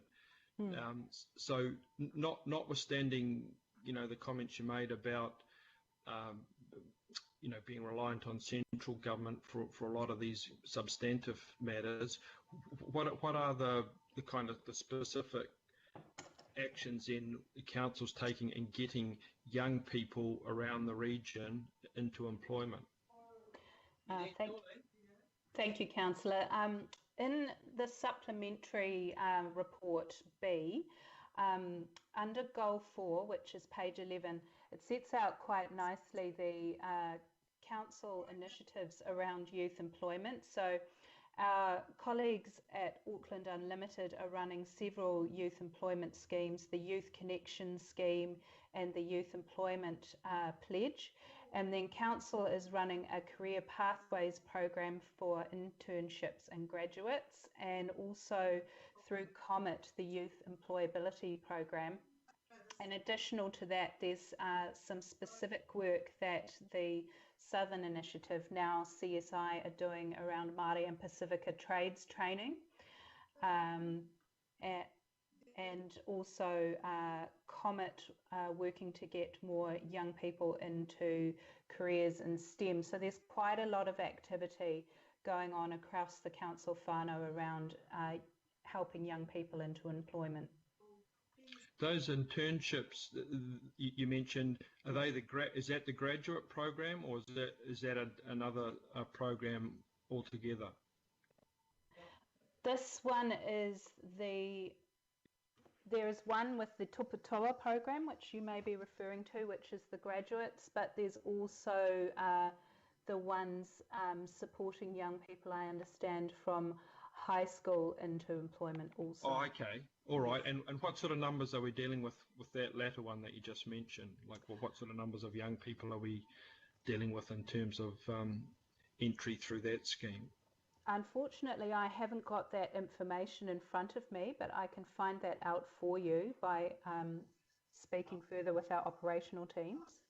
Okay, thanks. I'd appreciate that. Just a couple of quick more, if I may.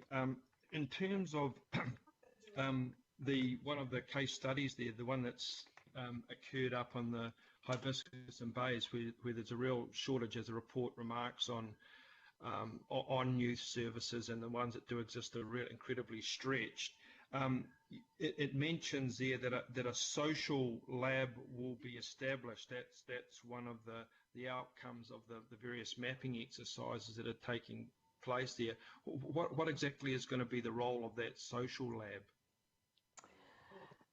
Again, I don't have the detail of that. The youth empowerment team have been working quite closely with that local board, so I can find that information out. Okay, all right, thanks. I'd appreciate that. And just finally, goal 6, the opportunity. There's a whole lot of initiatives or programs that have been listed there, and one in particular caught my eye that I know has been very successful, and that's the basketball partnership between the council and Spark, which I think has resulted in 4 courts around the region, which are always incredibly well used and kind of serve a wider gathering purpose than just people playing basketball, as it happens. Is there any prospect of that being extended or modified in the sense that that could be half courts or slightly cheaper type of surface or something, given the number of areas the council has around Auckland that lend themselves to that kind of model, or even if it's not on the kind of grander scale it is in the 4 locations that are mentioned there. Is there any ongoing kind of connection there with Spark to try and leverage that relationship a bit more and spread it even further than it is? Apologies, Councillor. Again, that's a question that I don't know the answer to, but can I work with operational teams to find that information out and report it back? Okay, yeah, thanks. So that maybe was a little too specific, but if you can get back to me on those 2, I'd appreciate that. Thanks very much. Perhaps through the chair, I can just make a sort of overarching comment. So we're a policy team, and what we're doing is reporting across the broad council family about the range of activities that are happening. Some of the detail sits with our operational teams, and in the past, when we've done these kinds of reports, we've asked our operational colleagues to join us to sometimes answer those detailed questions. Given the circumstances with COVID and being online, we didn't do that this year, but we can certainly look to do that in the future, because I know it does enable us to provide fuller answers. Yep. But we'll certainly take back all of those questions to our operational colleagues and come back with responses to those kinds of questions. Thank you.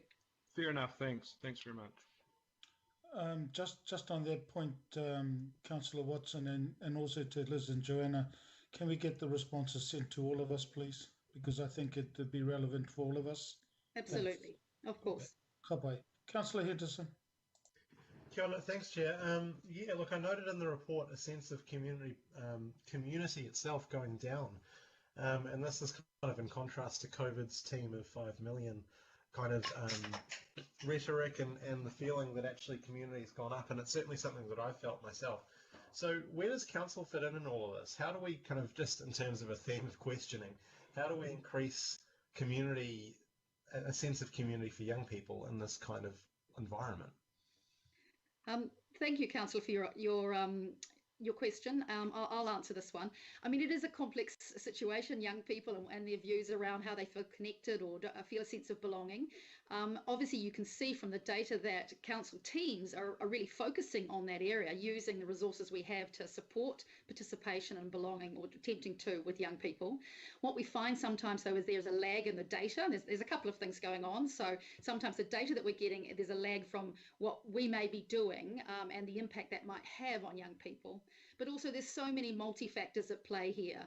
So we could be busy doing lots and lots of things, and young people, for a whole myriad of reasons, are still feeling, less happy and less connected. COVID has not helped, I'm sure, in that. But also the state of the environment. There's a lot of things playing on young people's minds.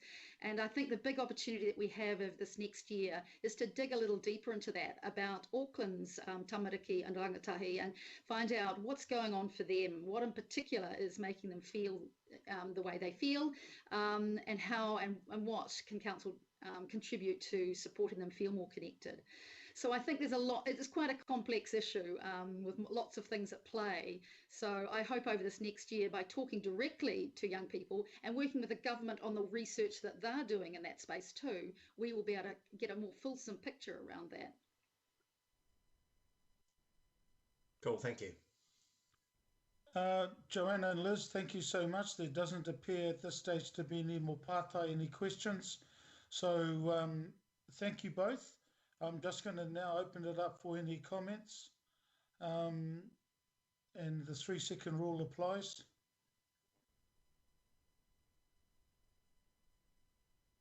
No, there's no comments. So obviously, thank you so much, Joanna, Liz, and your team in regards to this particular item. So it's been moved and seconded. I'll put the recommendation. All those in favour? Aye. Aye. Aye. Aye. Against? Carried. Thank you so much. We're moving to item 14, Toi Whitiki, and that is on page 125, and it's to provide an update and start the 3-year review of, no, it's not around child activity. Toi Whitiki, I'll leave that with, again, I think, Liz, with your team, and Joanna in regards to this particular one. I will move this one, and I just ask for a seconder. I'll second it, Alfie. Councillor Casey, so it's been put on the table now for discussion. So I'll just invite the team to take us through this particular item with a PowerPoint presentation that's on Nexus. Kia ora. Kia ora. Thank you, Mr. Chair. And Joanna again will be presenting on this item. She's done all the hard mahi on this one, and I'll be here in support if there's questions following the presentation. Kia ora. Thank you, Liz. I'm just sharing my desktop again. I hope that you can see that. Yes, it's all there, Joanna. Fantastic. I'll just bring up my notes. So I'm here now to present the current state findings for the review of Toi Whitiki, Auckland's Arts and Culture Strategic Plan, and to seek approval for the redevelopment of Toi Whitiki as a collective impact framework for the creative sector. Toi Whitiki was adopted by Auckland Council's governing body in 2015. It was developed in collaboration with Tamaki Makaurau's arts and culture sector, Mana Whenua and Matawaka. It was envisaged as a whole of sector plan. Since 2015, the landscape has changed. Council has the Auckland Plan 2050, and the arts and culture sector has been significantly impacted by COVID-19. The Culture and Diversity team undertook a current state report to understand if Toi Whitiki is still fit for purpose to support the social, cultural and economic well-being of Aucklanders and foster a thriving, resilient arts and culture sector, that's delivering against Auckland Plan outcomes such as belonging and participation and opportunity and prosperity. Our review sought to understand what is working well within Council in the arts and culture sector and what needs improvement. To achieve this, we investigated the Council's investment into arts and culture, how this was being impacted by COVID-19 and the emergency budget, and what outcomes were being sought in regard to this investment. We also considered what's been achieved in the last 6 years and where best practice is being modelled regarding the implementation of Toi Whitiki. We collaborated with Te Taumata Toia Iwi, the Arts Regional Trust, to map the wider creative investment ecosystem for Tamaki Makaurau, tracking who the major investors are, where the investment's going, and what outcomes are being sought. We also sought to understand the arts and culture sector's views about the current issues, challenges and opportunities and what can be improved. To do this, we undertook targeted sector engagement in February 2021 and key informant interviews from February to June this year. I'm now going to take you through the findings of our current state review and our recommendations regarding next steps.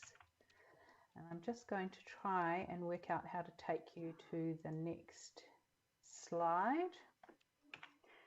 Mine appears to be stuck. There we go. Sorry about that. So this slide is just a high-level map of Tamaki Makaurau's creative sector, which is a really complex interdependent ecosystem.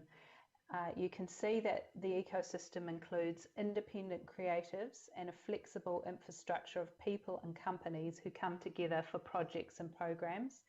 There are funded artistic and cultural institutions and funders, including Auckland Council and the CCOs, also Mana Whenua Iwi and the communities of Tamaki Makaurau.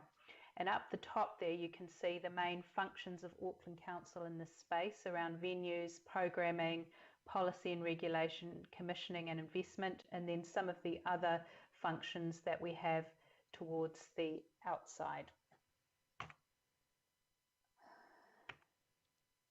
Sorry, just trying to get to the next slide again.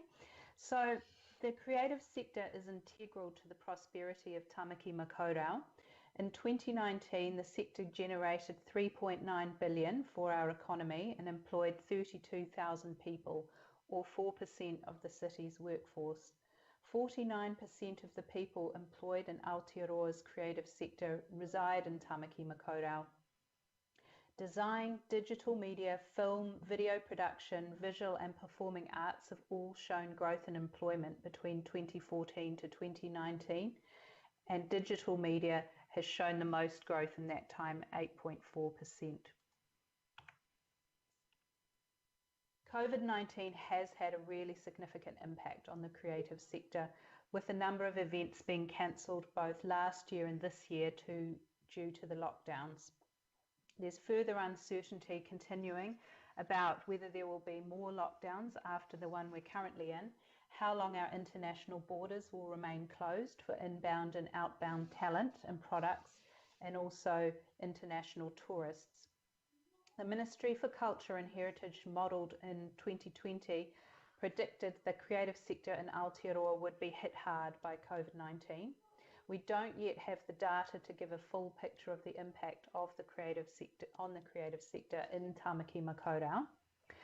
Te Taumata carried out 2 surveys of the sector in 2020, however, and showed that 83% of the respondents in May 2020 reported having to cancel an event hui project or service, with 58% of survey respondents needing to cancel events in September 2020.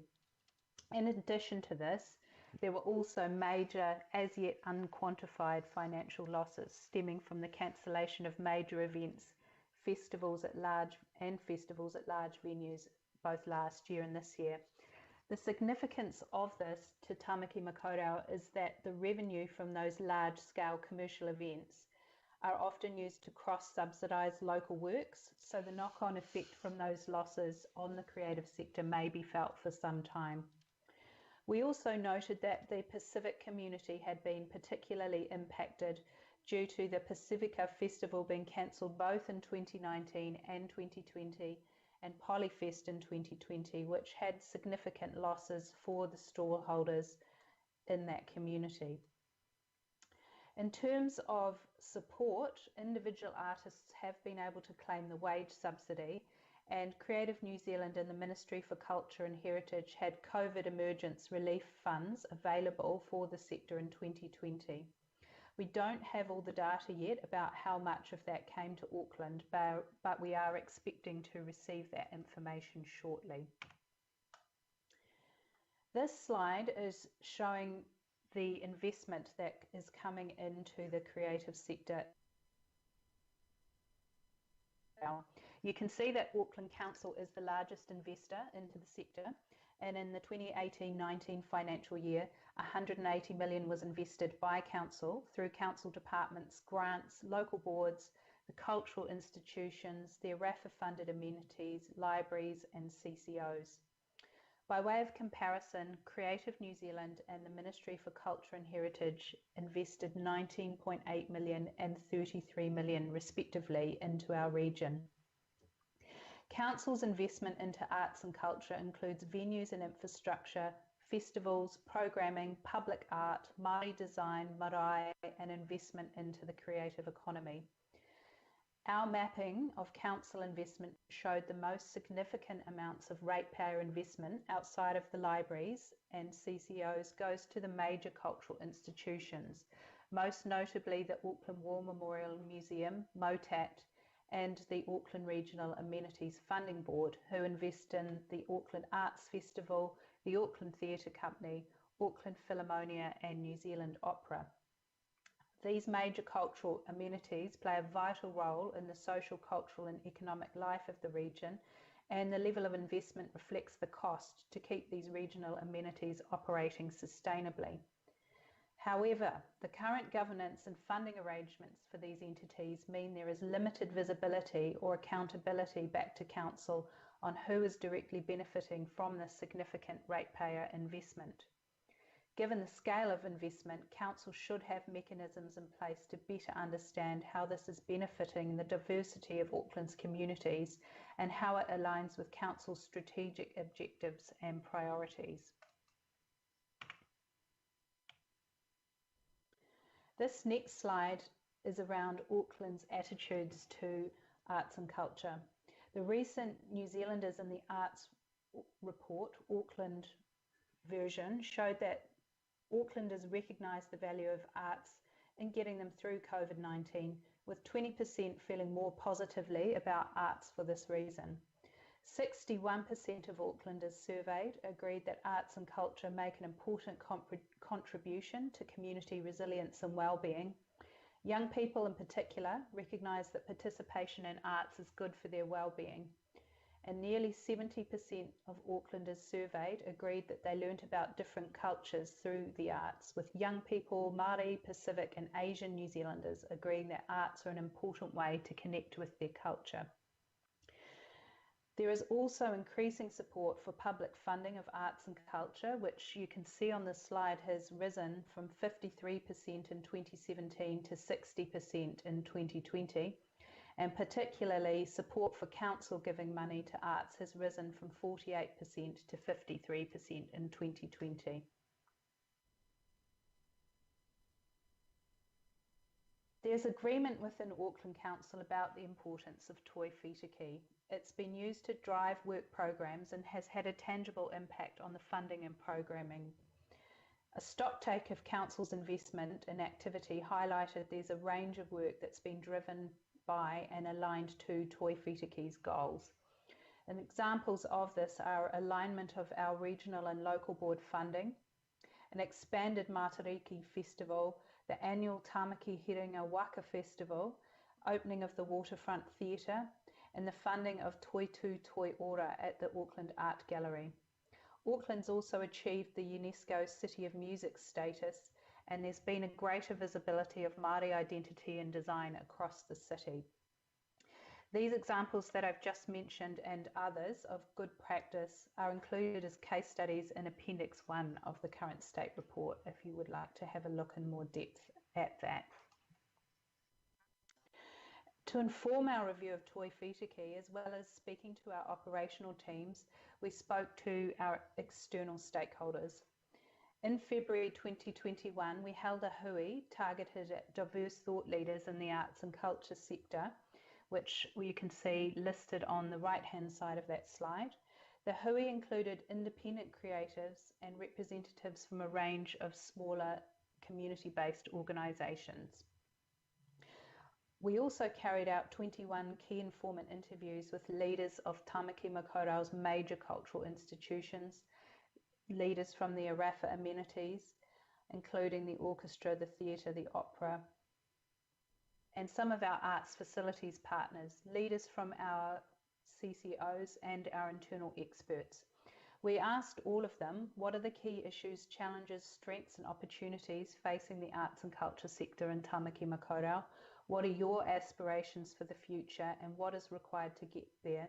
And what is required to make Toi Whitiki relevant and fit for purpose for that future? We took their feedback, analysed it and used it to inform the recommendations we're making today.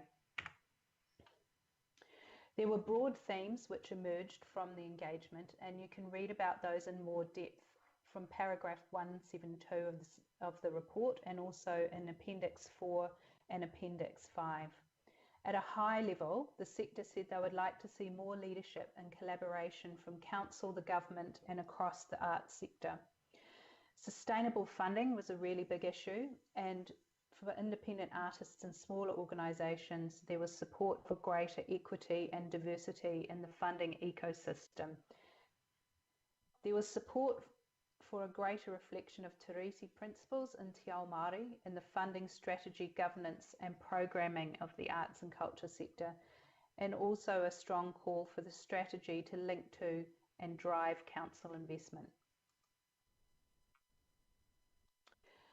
We also got feedback that in broad terms, Toi Whitiki has been seen as really positive in terms of aspirations for the sector in its goals. Our arts facilities partners in particular had the most praise for the strategy and have been using it to create goals and KPIs for their organisations.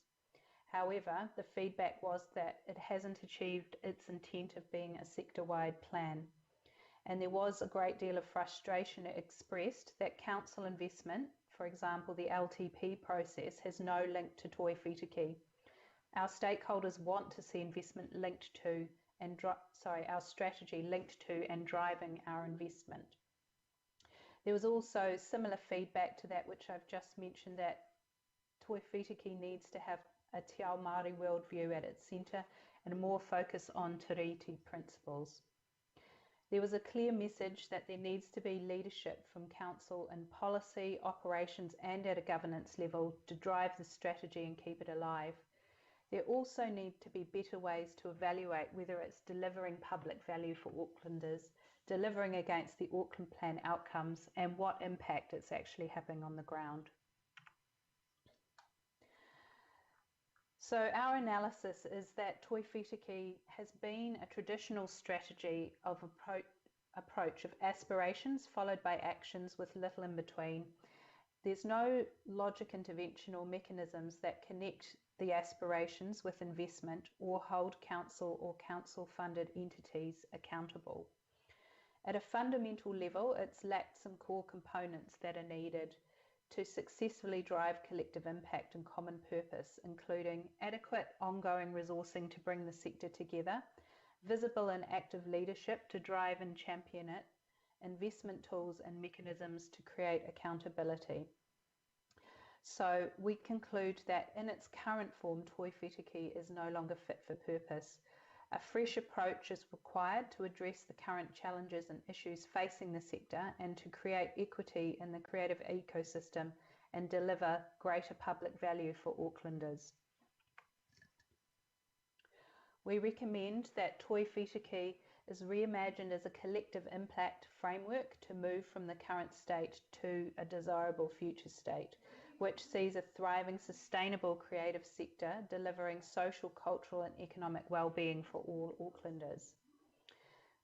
We propose that the collective impact approach shift the strategy from a document to a living and broader strategic framework for the creative ecosystem with multiple reinforcing components, including a common purpose, that's the shared vision and outcomes, focusing on creating public value. Key shifts, so what big changes are needed to address the key issues and deliver systemic change. Investment tools, so investment maps and performance indicators to connect investment to outcomes, priorities and public value. And programs of work that deliver inputs and outputs linked to these outcomes and indicators. We're proposing that the next phase of work on Toi Whiti Ki should focus on 3 key shifts: creating public value and impact linked to investment and accountability, embedding Te Tiriti principles in Te Ao Māori more visibly, creating fairness, equity and diversity within the creative ecosystem. And we're proposing that if the committee adopts this recommendation to redevelop Toi Whiti Ki today, we will scope the next phase, including the process and the timelines for sector engagement and co-design, and report back to the committee with an update in early 2022. The process will include actions and steps set out in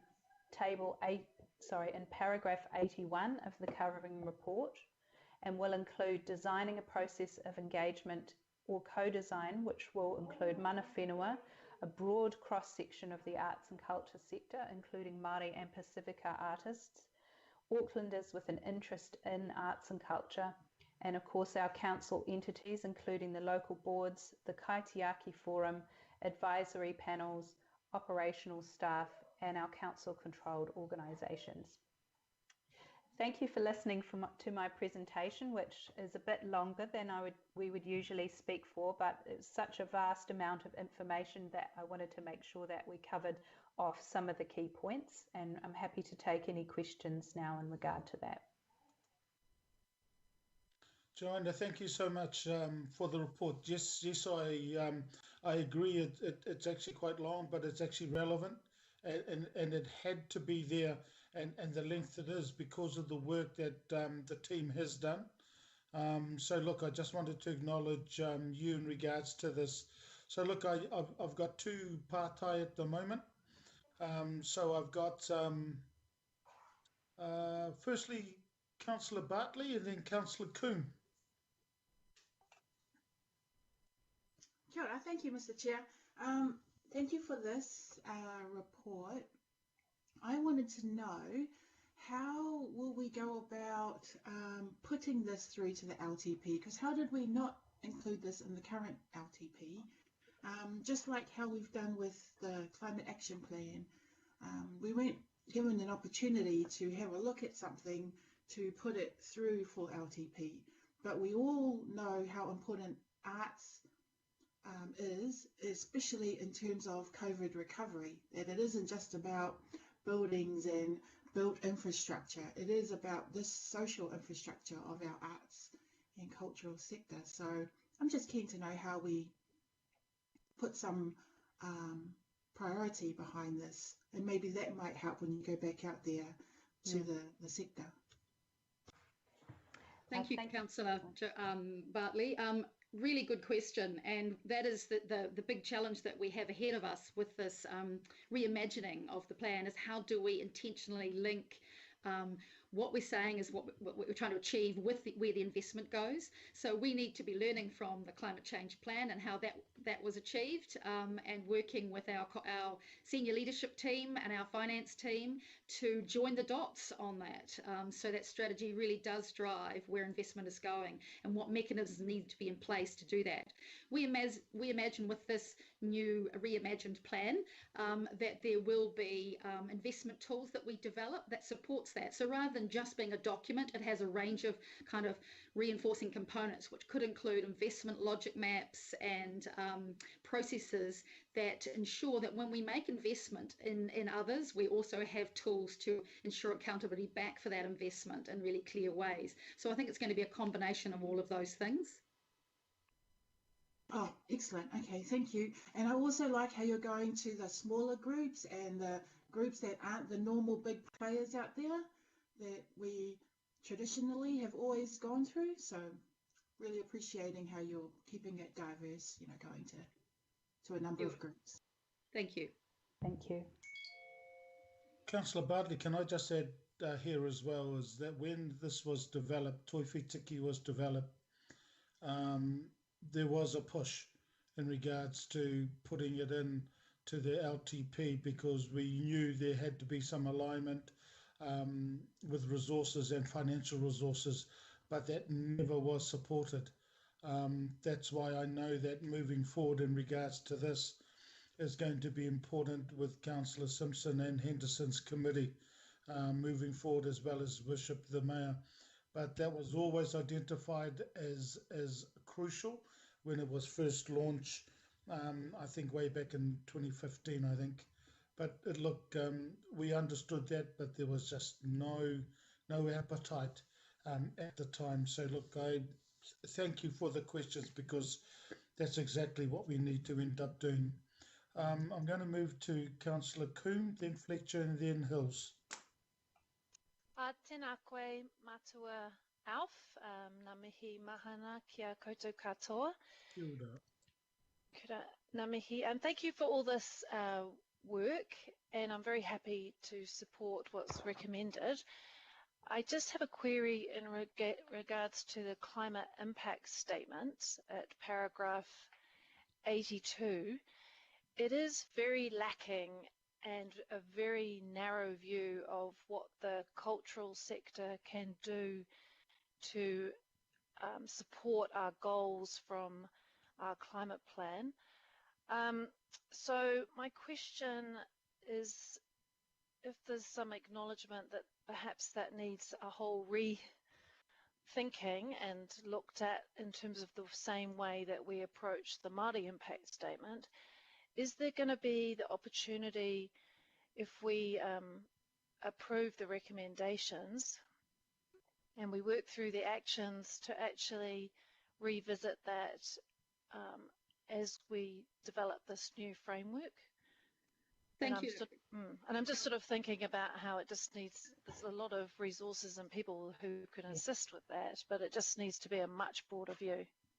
Thank you, Councillor Coombe, and you're right. I guess probably the way that we responded to that statement was from this decision there was no immediate climate change impact, but you're right, the arts have a potentially really powerful role to play in supporting climate change initiatives and environmental sustainability. So going forward, the opportunity for us to be able to explore that further through the strategy is absolutely right. So I think just for this covering report, we were thinking more of the decision about whether we proceed with doing a reimagining of Toiwhitiki didn't necessarily have a climate change impact, but downstream, a strategy and investing in arts and culture to deliver across the broad four well-beings of our communities. Absolutely.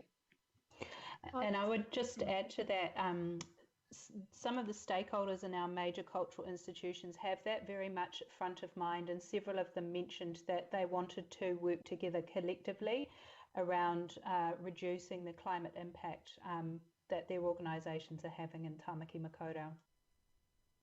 Oh, kia ora koroa. Thank you for that. And I guess it's a plea through the chair, just in terms of the authorisers of reports that come to us, that the way that the climate impact statement has been approached for this report is not what is intended from that statement. It's not about us, the decision we are making today and whether we're having an impact as we make the decision.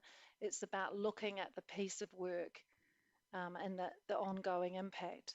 And I just think that the way in which the Māori impact statements have evolved really give us a template in terms of the analysis and thinking that needs to be applied. So I just wanted to throw that in, Chair Alf, and I'm very happy to support. Don't need to comment further. Kia ora. Ka pai. Councillor Fletcher, and then Councillor Hills, and then Darby. Kia ora. This is a magnificent piece of work and really comprehensive, so thank you so much, Joanna and Liz. Back in 2015, I was perhaps a bit concerned that we were never going to be able to implement our strategies unless we saw some legislative change, that there are so many roadblocks around the accountabilities that we seek on this, and I totally support the pathway that you're putting to us today. But I can see that unless we can get advocacy to central government on some of the legislative changes with the funding, with ARAFA, you know, with the cultural institutions and so forth, we might not be in a situation to meet our community's expectations of us and to be accountable. It's so encouraging to see the growing support from the public on the importance of arts, particularly in a world of COVID, where it impacts on how we might see the future and how it will impact on our mental health and in every which way. But I, again, just would like your feedback as to how effective we might be unless we can engage central government in getting these legislative changes, because while ARAFA was fit for purpose in 2007, I don't believe it's fit for purpose in 2021, and just would like your feedback on that. Thanks. Kia ora, thank you, Councillor Fletcher. And you absolutely have identified a key challenge. And I guess there's probably two responses I'd make to this. One is, we will be working quite closely with central government, the Ministry of Culture and Heritage and Creative New Zealand on a range of fronts in terms of sort of the national strategy picture. But I think there's also opportunity to achieve some of this through relationships and brokering. I know, for example, the ARAFA Funding Board are very interested and were very open to having the investment they make through their entities a link to Toi Whitiki. It just requires council to ask them to do that through the funding principles. So I think there are mechanisms and relationships we can work on to achieve, to ensure that the investment we're making through those entities are delivering the outcomes that we see are important to Aucklanders. So I think there's sort of both the working with the Coalition of the Willing and relationships to do that. The ARAFA board are also open to, potentially, if council was again up for this, extending their brief to include other regional cultural infrastructure that might well be not currently in the mix there, but would meet the threshold for that. So if we can't get rid of the legislation, how can we ensure it's providing greater equity into the system? So that's an alternative option that could be looked at. All of these things can be explored in this next phase of work. So those are kind of the immediate things I would say. Also, what I would reflect on is that when we talk to all of these cultural institutions, the big ones that are funded through legislation, they were all really passionate about trying to deliver value for Aucklanders. It's just some of the mechanisms by which we can understand that seem to be lacking. So I think there is willingness and starting out with an intent of trying to add value and all on the same page around that common purpose of delivering public value for Aucklanders is the starting point. So I hope that's kind of answered your question. I mean, I can't necessarily speak to whether we can get central government to change legislation, but we're certainly up for the conversation. Well, where there's a will, there's a way. I really applaud you again for the work that you've undertaken. I don't think it should hamstring us, but I think we should also keep that dialogue going with central government to get that legislative change if we possibly can, because it's so important to our future. Kia ora. So we've got two more pātai and then I'll open it up for comments. So Councillor Hills and Darby. Kia ora, Chair, and thank you to the staff. It's a huge body of work and important one. My concern maybe is broader than the report maybe, but it's related to content of the report, just on what we can do and how much ramped up support we could do for our arts sector through COVID with these new level 2 restrictions, obviously needed because of Delta, but the issue is going to be that could last for a while, and potentially when we start opening up next year, we may need similar restrictions on us as a backup from the vaccines. We aren't sure. What is being done in the space of advocacy, and how can we ramp that up? Because I'm really concerned we could lose some venues, we could lose some artists overseas and things like that. How can we get more from government, or be more, is there flexibility in the way we are enabling the use of Aotea Square or different spaces outside? Is there thinking being done in that space? Because I'm concerned that a couple more months for some of those areas could be bad for the whole city, and the hotels and hospitality that comes with the arts as well. Thank you, Councillor Hills. Really good question. And there is some thinking being done on this right now. In fact, there's some advocacy that the sector itself is making to central government about the need for more emergency and funding. Last year, the Ministry of Culture and Heritage put quite a significant amount of investment into supporting recovery for the sector. There's not been any new announcements this time around. Creative New Zealand got significantly more money to support with emergency grants for last year.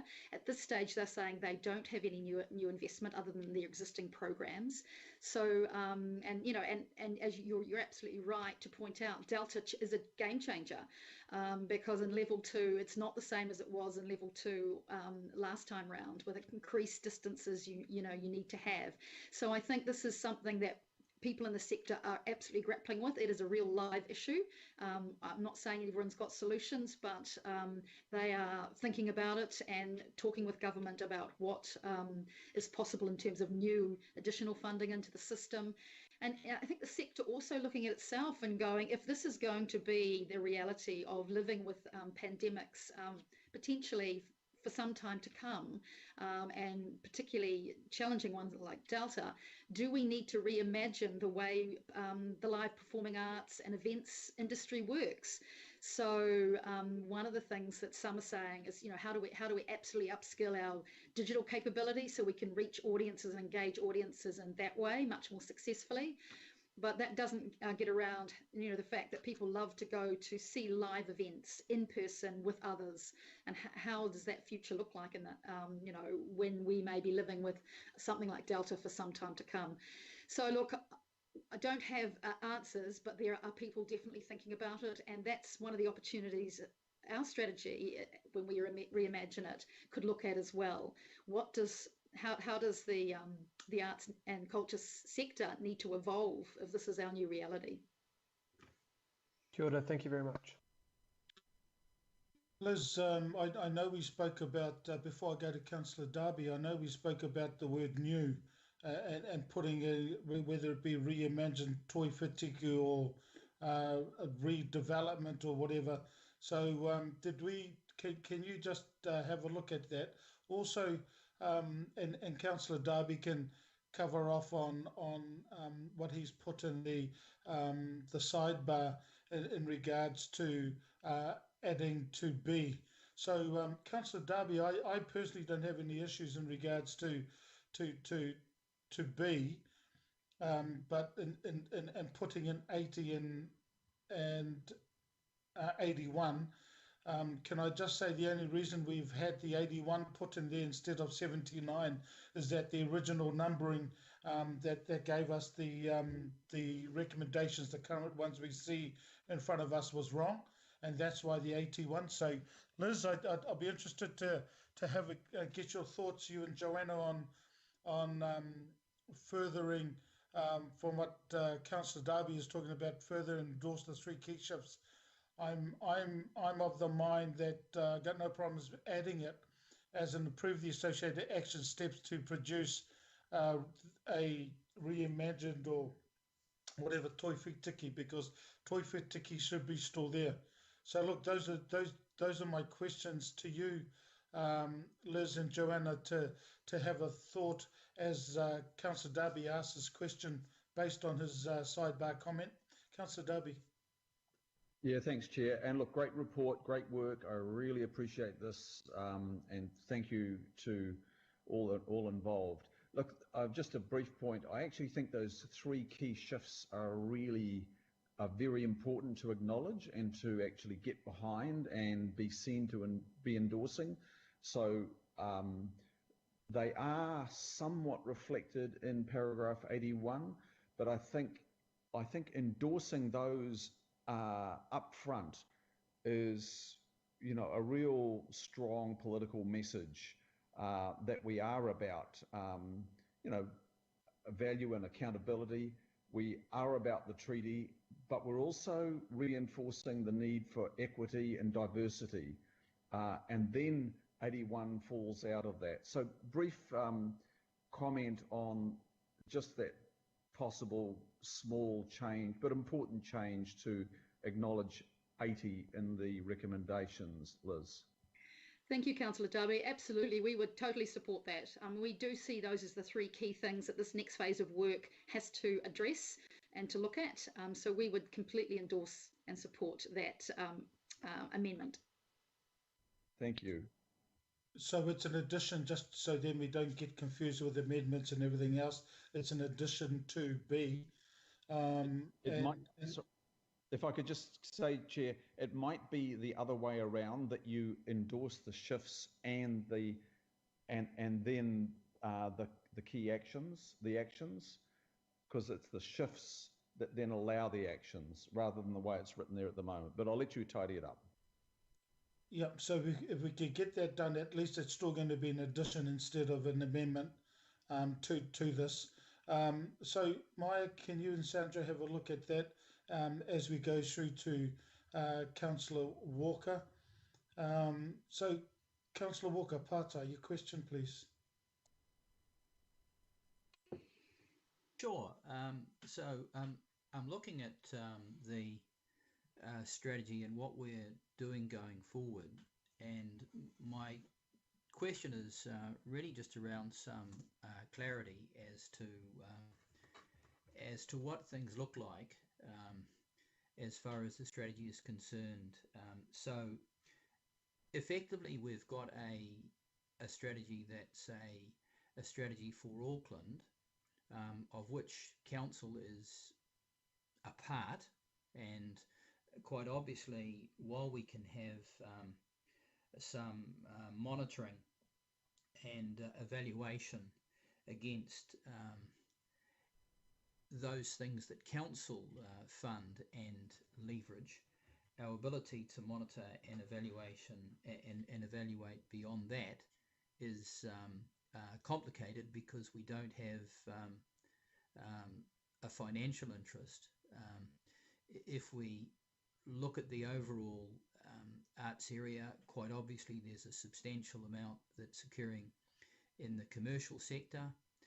There's a substantial amount that's occurring in the non-governmental sector. We've got things that are occurring directly as a consequence of council across council-controlled organisations and council itself. We've obviously got the involvement of Creative New Zealand. Yeah. So just in terms of clarity, is it possible to have a process that's fairly open and dynamic, that might be web-based, so that it's possible to build up and populate things around input from a whole variety of organisations, of which council is part? So my question is just around how we deal with that, because it's not obvious to me from the report that I'm reading. Thank you, Councillor Walker. So we are talking about a collective impact model, which means we recognise that it is not just what council can do, but that the collective mahi of a whole range of players within a sector is what's critical to achieving whatever the shared purpose or vision is for that sector. So we understand it's quite a complex set of relationships and players that are in any given system. But there's a couple of things I would note. So firstly, that's the approach we want to take, that actually people in the system see the value in having a collective impact approach to the strategy, so that they all see the part they play. And so, yes, you're right, council can't necessarily hold organisations or entities that we don't invest in to account. But actually, as you've seen from the investment mapping, we put a lot of money into the system through one mechanism or another, one way or another. So we actually have quite a lot of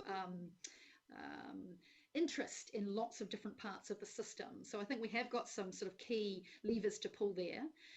And then I think your idea around something potentially being on live, or reimagining this as being not just about a document, but something that is much more living, is absolutely what we'd be interested in looking at with the range of players in the sector.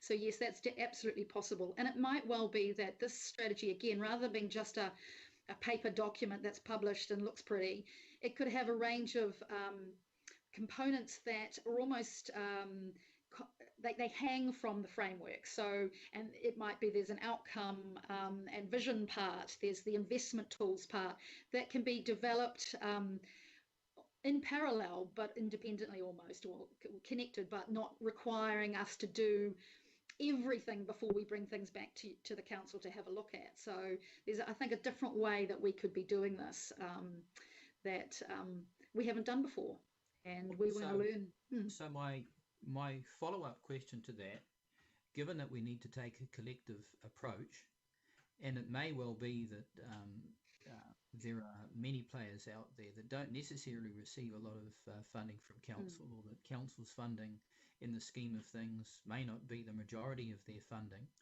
and we shouldn't be seen to be limiting arts and culture through this strategy. How then do we develop that collective approach very laterally and dynamically? And are you resourced for that? Because effectively it means building a resource in part that's outside of council. Yes, potentially. So that is the challenge of the sort of scoping phase, that we're going to look at how can we do that, and how do we imagine that and design that with the interested parts of the sector. So there will be a sense that this is kind of the coalition of the willing. So those parts of the sector that are really not interested, I guess, we can't make them be part of it if we're not putting any putia into their operations. But I think there is, what we've heard through the stakeholders we've spoken to, is that they do see the value in coming around a shared purpose. But it does rely on leadership.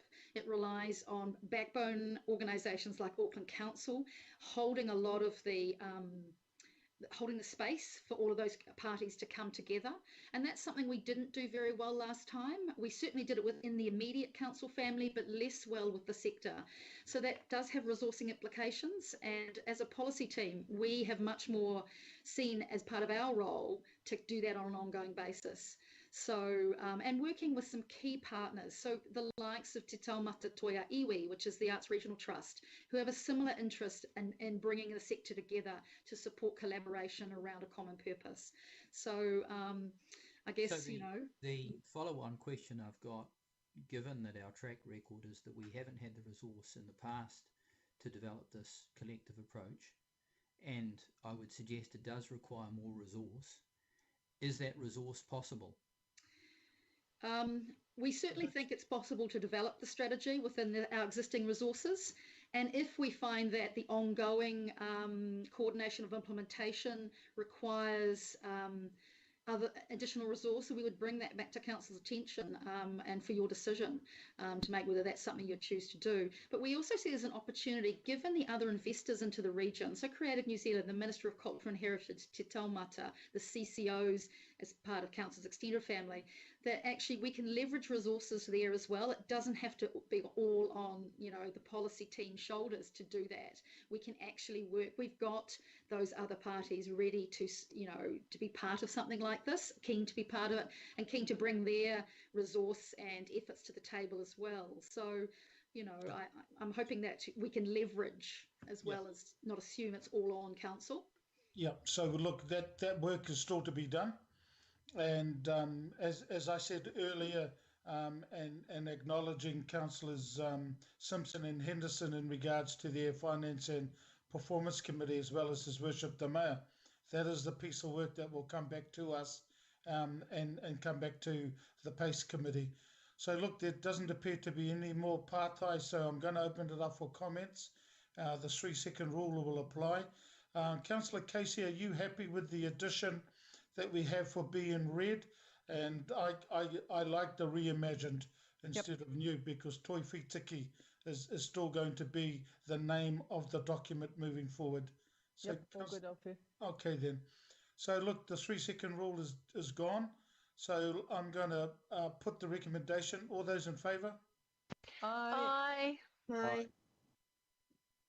Before I finish it off, Councillor Walker, you've got a comment. Can you make that short, please? And then we can move on, because I will be looking at a break after this. Yes, I mean, just very quickly, we're not inventing this wheel in this space as far as other cities are concerned. So I'd make the suggestion that we look at what other cities are doing in this space, particularly cities that have been very successful around promoting and engaging with arts and culture across a very wide sector.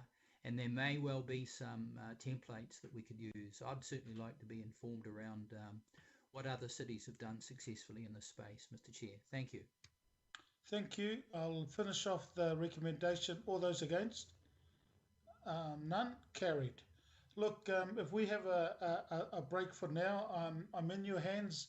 To everybody online, I'm in your hands in regards to where we go from this, because obviously we do need a break for lunch, so we can have that now and come back in half an hour, or 10-minute break, and then try and get through the rest of the agenda, and then that would have the afternoon free for everybody. So I'm in your hands in regards to any suggestions you have.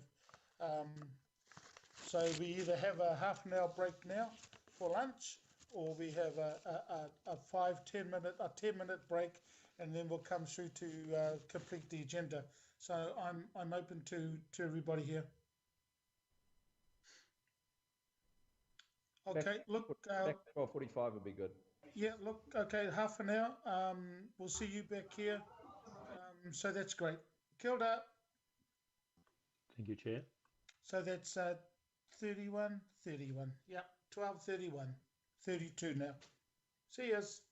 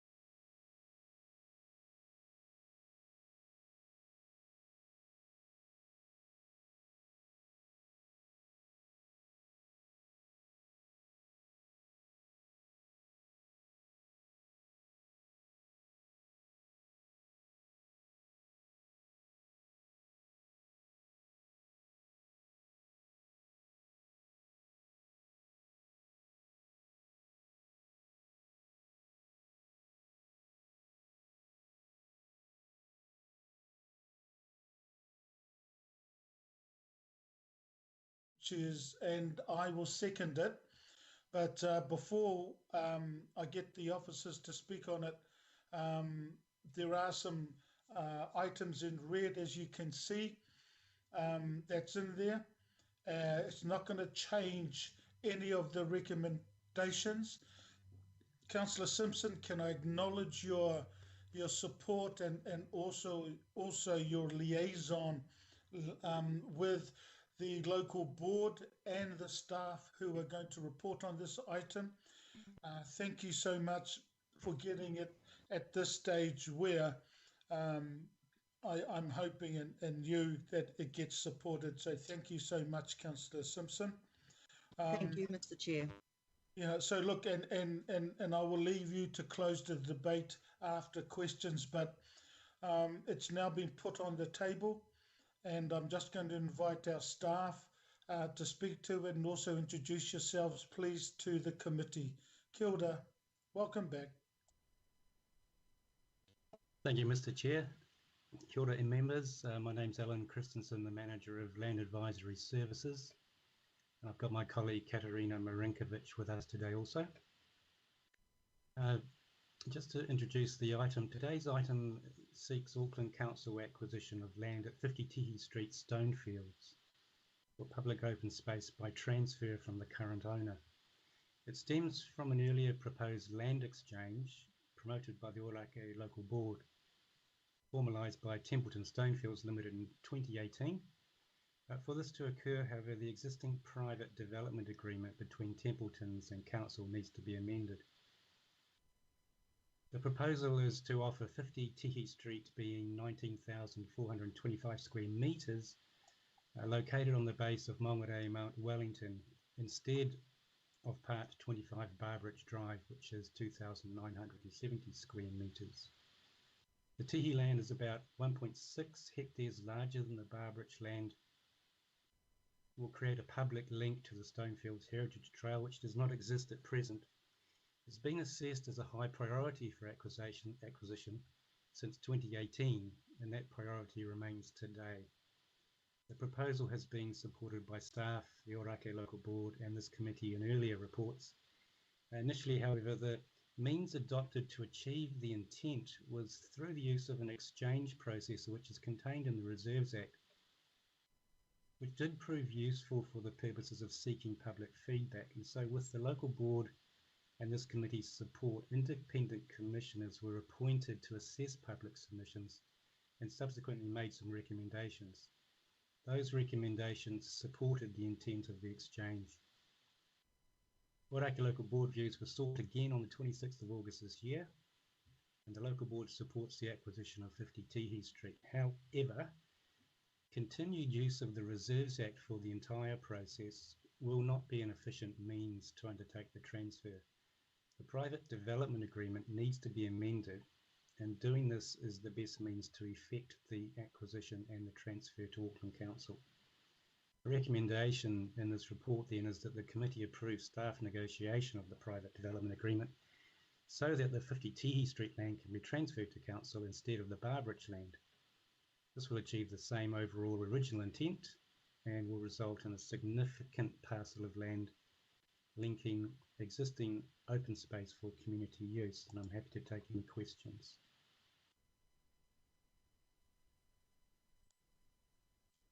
Thank you, Alan. Katerina, is there anything that you want to end up saying?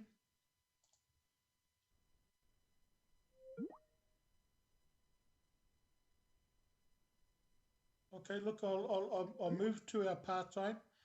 I've got Matu Glenn and then Councillor Casey. Thank you, Chair. And it's kind of fortuitous that you are the Deputy Chair of the Mana Whenua of the Maunga Authority. And my question is, what is the role of the Maunga Authority in this kaupapa?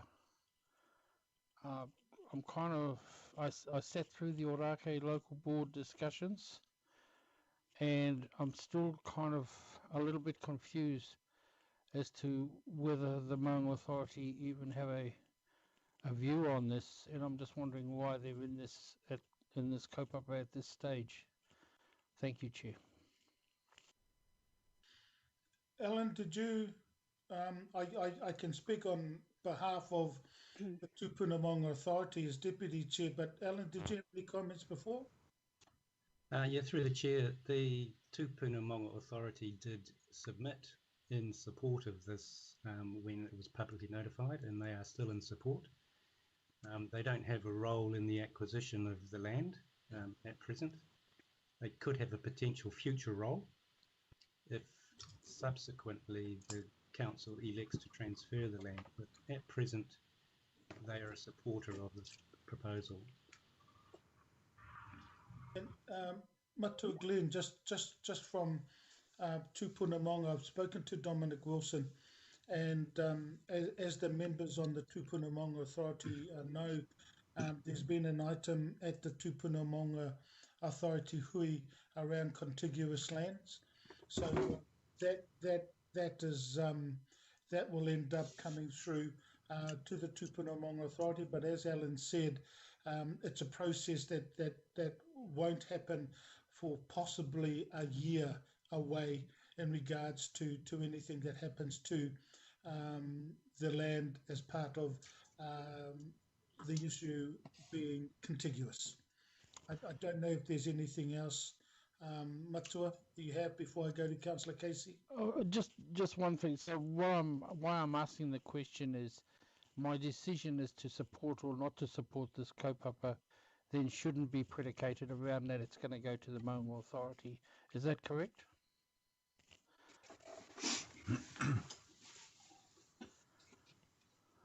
Alan, look, that's correct. That we don't know what's going to happen because it we transferred to Auckland Council, but it'll be under the local board.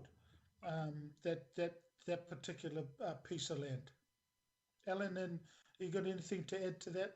Yeah, through the Chair, yeah, that's correct. If the land transfers, it will be held by Auckland Council under the Local Government Act 2002, and Council is obviously with that land free to make whatever choices in future they wish to make about it.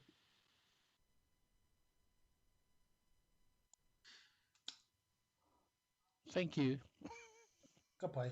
I have no doubt at all that Councillor Simpson, when she closes the debate, will end up mentioning anything as well at the time. Councillor Casey? No, just been covered off, Alfie, thank you. Kapai, there's no further questions in the sidebar. I will apply the 3-second rule.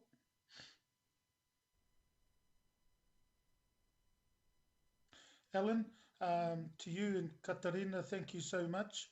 I'm going to open it up for comment. I don't. I've already said my thanks to Councillor Simpson, but my thanks to you and the staff, Alan, Katarina and team. I'm now going to open it up for comments and leave the closing comments to Councillor Simpson. Are there any comments in regards to this item before I invite Councillor Simpson to close?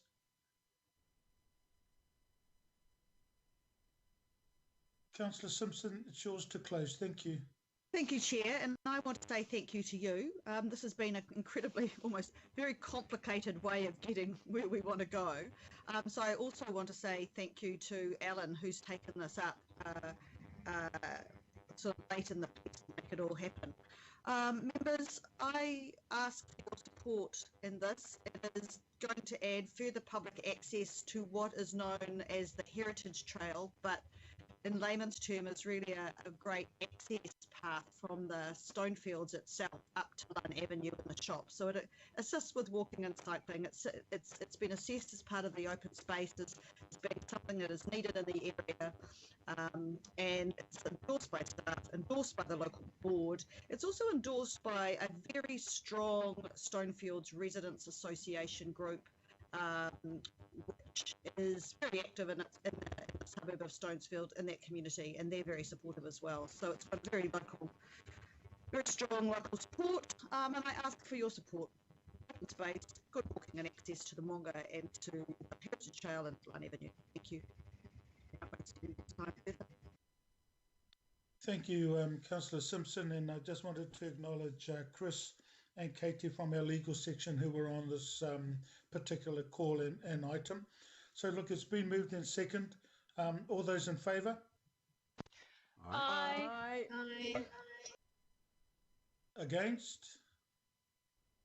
Carried. Well done.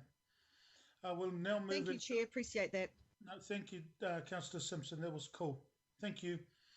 Move on to item 16, and we've got it's the regional event grants allocation, and we've got David McIntosh to report it. I will move. Councillor Casey or anybody else? I haven't seen a second. That's been seconded. Thank you. So it's now on the table, and I'll invite David, if you could just give us a brief on the recommendations, please. Kia ora. Kia ora, koutou.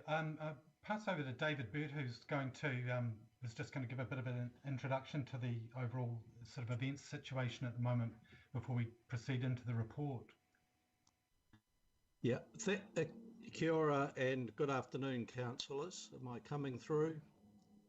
All good, David. Yeah. Welcome. Oh, thank you. Really good to be able to join you this afternoon. In putting up this paper and recommendations for regional grant funding, I'm very conscious of a couple of things that are going on that affect the event sector quite dramatically at the moment. The current COVID lockdown at level 4 is we're not doing events. We won't be doing them at level 3. And at level 2, we're allowed 50 people in an indoor environment, 100 outdoors. That means we have to get to level 1 to be able to put on our normal range of events. The sector is suffering, and there's no doubt about that. I'm also conscious at the moment that that following the terrible event at Lynmore last week, that also has a number of ramifications for the event sector, and we have been talking to the police about crowded places strategies and a whole lot of other elements. But looking at those are probably more of a negative assessment, but in terms of a positive assessment of where the event sector is likely to go, we tend to be future focused, and I really do believe that events are vital for building up the social connections and understanding across our city. And hopefully as we emerge from the different COVID levels, we can get people out to interact and enjoy our Auckland natural and cultural and our environment. And I think if we can, the more we come together and understand each other and interact, that goes towards building an Auckland that I know I love. So it's really important to the event sector that I think the council has some leadership in this. And so while the sector's down a bit, council funding and commitment to a lot of these private sector and community groups that are putting on events over summer, it does give them some positive hope, and it will allow them to plan and seek out other commercial partners and other people in the community that support them, and it will also ultimately support the supply side of the tourism sector. So in putting forward this paper at this time, we know there is some degree of uncertainty. We'll have to professionally work with the sector and make sure that council money is allocated wisely, and that is, if there are events that are postponed, we'll have to work with them and work through what has been legitimate costs and what haven't. But I think we are committed to doing that because we really want to see the community part of our wonderful city come together and to be able to enjoy some cultural events and enjoy our summer, hopefully out of lockdown. So that's sort of a preface, and I'll hand back to David, David McIntosh, who has coordinated the whole process and managed the grant applications and prepared the paper. Thank you. Ka pai, David. So, David, as in David McIntosh now. Look, there's a few questions, but I'll save these questions until after your presentation, David McIntosh, because there may be some questions for you, David Burt, and David McIntosh, but we'll save that after the presentation. And I know that the committee has read the report. So, David McIntosh, any comments before I open up for questions, please? Okay. Just to sort of recap on some things and describe the overall position we're in with the applications this year. We have noticed a bit of slowing down in terms of applications coming through, and that's related to the uncertainty surrounding ability to put on events. We are focusing on trying to maintain the support for events that have been part of our portfolio of funded activities, and with this round we've had we're sort of proposing grants for 27 events. 25 of those are sort of ones we've funded before. Looking ahead, we believe there are about 13 other events that may come in within an application in a second round in February.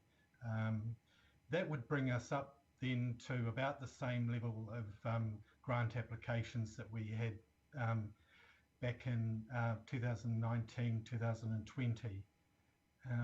The amount we're proposing to allocate in this round is slightly below what we previously allocated in the first rounds, 1920 and earlier, which was 400,000. Again, so that difference potentially will pick up in the second round. The two new events that we're proposing to fund, one was the Dominion Road Moon Festival. That's one where we've been working with the organisers, our event development manager.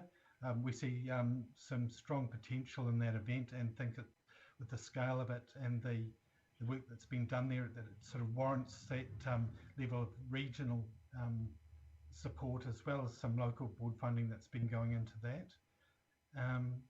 The second event is the New Zealand Pipe Band Championships. They came into us a couple of years ago when they were looking at aiming to bring that to Auckland, and we indicated then that we would be look favourable on that event being funded if they were successful. So we've included that one in this funding round as well. The ones we've declined are largely because they don't align highly with our priorities. There are a couple that maybe with a bit more work we could consider funding it, and we'll be talking to those organisers to look a bit more closely at what they're doing. So I think that's probably my key comments. I'm happy to take any questions.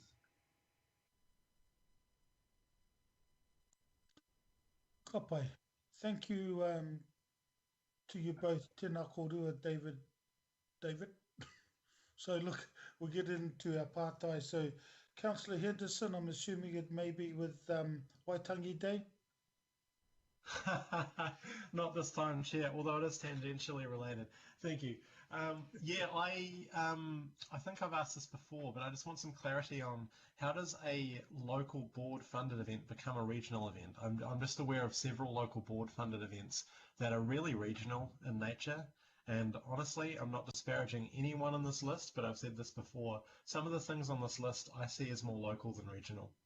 So how do is there movement between local and regional events in this situation? It's sort of, there's not really a clear-cut distinction between the two, and in some cases there is overlap because events can contribute to both regional and local outcomes. And I guess the Moon Festival is a good example of that, where there's the work that the local board is doing there's an element of economic development focus there for them locally. With us, we see that reaching sort of a number of Asian communities as being around across the region, and it being significant to them. So, and as well as other Aucklanders. So that's why we see there's some room for sort of funding from both the regional fund and local boards. We monitor that level of funding to see that we sort of think that's our contribution is reasonable, and it might mean it's sort of this slightly lesser funding that we would provide if the local board is supporting it as well. In terms of us dropping off things that are maybe more local, that's our approach would be to try and identify those and then actually signal to them that we believe that they were more a local event, and that future funding we would probably not maintain that. We're sort of not keen on just dropping them off without notice because of the pressure that puts on onto event organisers to find replacement funding. Happy to sort of consider the ones that you believe are maybe more local, and Thanks. I probably wouldn't want to go down that path. I mean, a lot of these people do fantastic work, but yeah, I'm merely just reflecting that there's frustration among some of the local communities around events that are fairly large that don't get maybe the level of funding they need. So that's kind of more of a general thing, but we can maybe take it up in more specific detail a bit later. Thanks. Councillor Henderson, can I also just mention the fact we've actually had discussions about 2, maybe 3 terms ago around what is regional and what is local, and even then we didn't even come to an agreement around what can be termed a regional event and local event, as in the region supporting. So maybe it's the conversation needs to happen again. Who knows? But thank you for that. Councillor Hills. Kia ora, Chair, and everyone. Thank you for this. I obviously support the list there. My question, and I asked it last year as well, I just have concerns why the number of events for South is so low. And I know we can only deal with the applications that come in, but are we still working to help bring out those applications and draw them out? Whether it's, talking to some groups our councillors and local board members know that put on these events already that aren't applying. I just have a concern, the discrepancy, and I hope for the next round it's not so stark as well. Thank you. Thanks for the question. That was actually an issue that came up in the review of the report.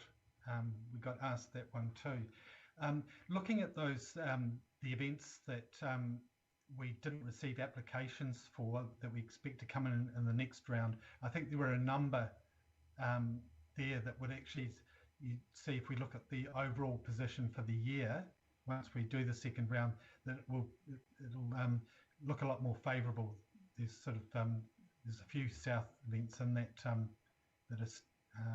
we didn't receive applications for. Okay, thank you. But is there still a bit of work going on just to ensure we're drawing those, or helping groups who might not have engaged with the system before? I just worry that if we could get, the discrepancy is quite big, 7 in the north and 2 in the south. I just hope that I mean, I'll have a look at the next round, but I'm just hoping we are supporting groups to come forward. Thank you.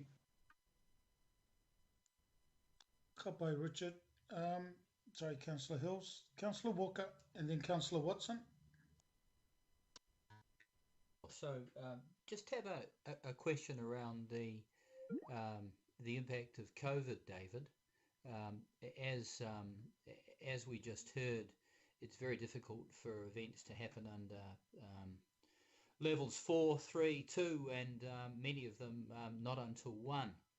So are we working with these applicants to determine what events can occur under various levels of lockdown, and conceivably how some events may be able to pivot digitally or do things differently? Yes, thank you, Councillor Walker. David Burt here. Yes, we are, and a good example of that is Suffrage Day that's coming up very soon, next week I think, is that we've moved that to it's going to be a digital online event. So that's a good example, and we are investigating a range of different possibilities, because the numbers restrictions, especially under Delta level 2 plus, have put further restrictions on some of the events. I'm aware that a number of the multi-sport or swimming events are looking at what they can do with a limited field and putting different groups of swimmers in at different times. So there are different ways that the event sector is trying to be innovative, and we are in touch with them. And the New Zealand Events Association, we are working as part of that association with representations to government on a variety of different matters that reflect the COVID levels. So yeah, thanks for that. We are working hard at that. Okay, and just a related question. In a circumstance where things may have changed significantly since before this this regional events grant round, is there a possibility, if I make the assumption that there's a significant amount of money that may be unspent, to have a further round, even some kind of interim arrangement that allows for new events that might be different, but do enable something to occur under a level of lockdown? Is that possible?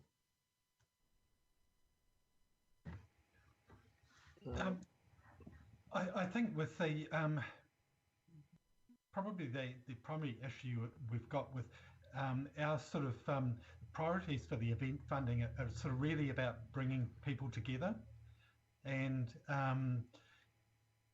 that's sort of the alternative going online is a sort of limits the sort of the range of outcomes that we're really receiving. In terms of the regionally funded events, one of the only ones really that has developed a model has been the Pacific Music Awards, and where they actually delivered last year's event online, and they're in a position to do the same thing again this year.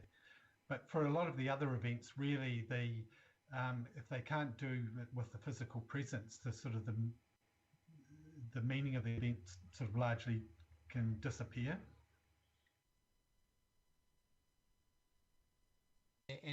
And the last question I've got, in a situation where we've got significant unspent funds for these events, can we retain that for a following year so that we get a more effective bounce back, or how does that work? General practice is that if we haven't allocated it, it wouldn't be qualified for carryover into the subsequent year. We will be aiming to ensure we've got enough, applicants in the second round to, which would, we'd be able to allocate the funding fully that we've got, and and taking into account any of these first round events that possibly aren't able to proceed. Okay, I'll move on to Councillor Watson and then Matua Glenn. A couple of rugby league ones there, David, if you don't mind. I'm assuming that the iwi of origin and the National Secondary Schools League fall victim to the COVID shutdown. Is that correct, or are they programmed for? I think the secondary. So in the applications, the New Zealand Rugby League put in an application for a nines tournament, which was turned down on the basis that there's the National Secondary Schools Rugby League performs a similar function. There's an iwi of origin that's received funding. So I guess I want to know, A, are those goners as a result of COVID, and B, is there any chance if they are that the NZRL one comes in at a different timing? For instance, the nines in the past has often been played at the start of the year as opposed to in August or September. Are you able to give me a bit of guidance on that? Yeah, not entirely sure on the current status of the iwi of origin. That sort of, there's a potential impact. I haven't had an update on that and what their plans are, whether there's an opportunity to reschedule it if it's going to be impacted. There is the alternative potentially in some cases if something can't proceed this year and they reschedule it into next year, that we could defer the funding for them to the subsequent year. With the nines, sort of thinking behind that was that I guess we didn't think we could really sort of warrant providing additional funding into a further rugby league event, given that we had the other one on the secondary schools championship on our schedule.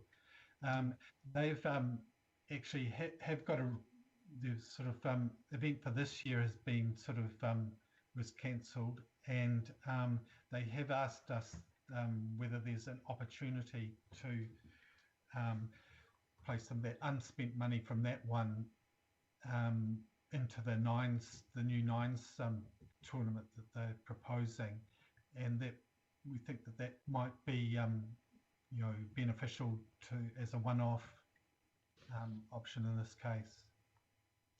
Oh, okay. Thanks, David, because there would be a sort of crossover in the age levels there, and conceivably boys and girls as well. So that would, yeah, as a one-off, that would seem to have possibilities. Okay, great. Okay, thanks very much, David. Okay. Matua Glenn.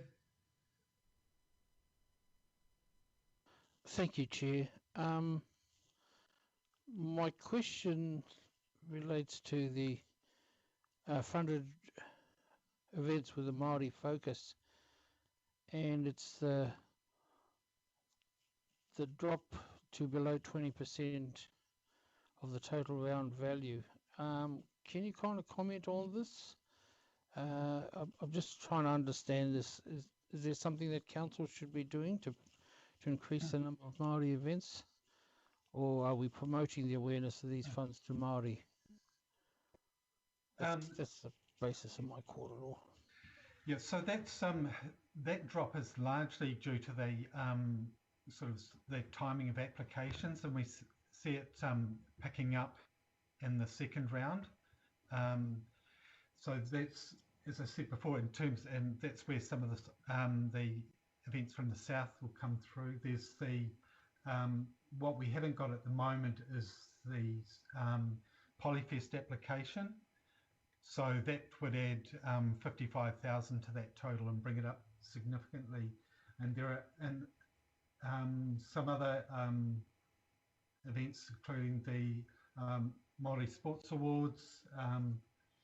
There's I think the Marae to Marae program is, we haven't got an application for that as well. So I think, our aim is to follow up with those organisers to ensure that they are getting their applications into this second round if they're planning to proceed. Thank you, Chair. Yeah, good.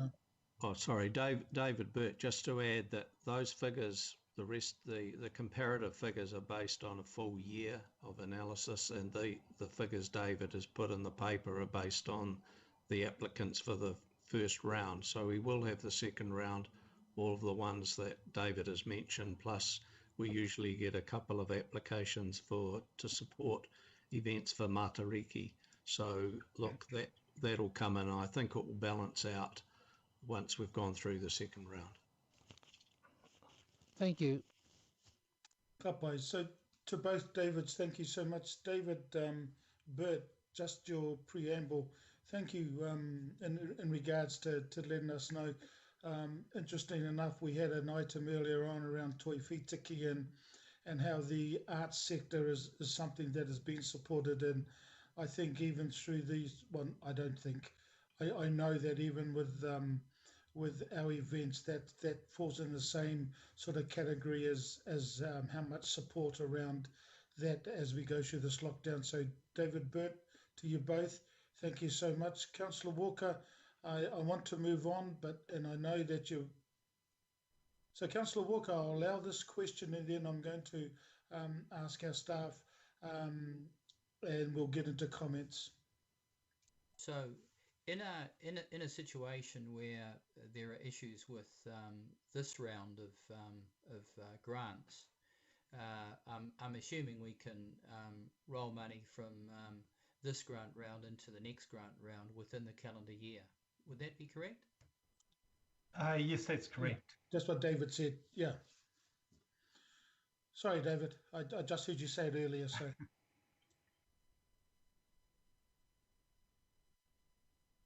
So, Councillor Walker, David mentioned that earlier, that it can be rolled over to the second round. So if there's no further partai, any questions, I'm going to ask for any comments.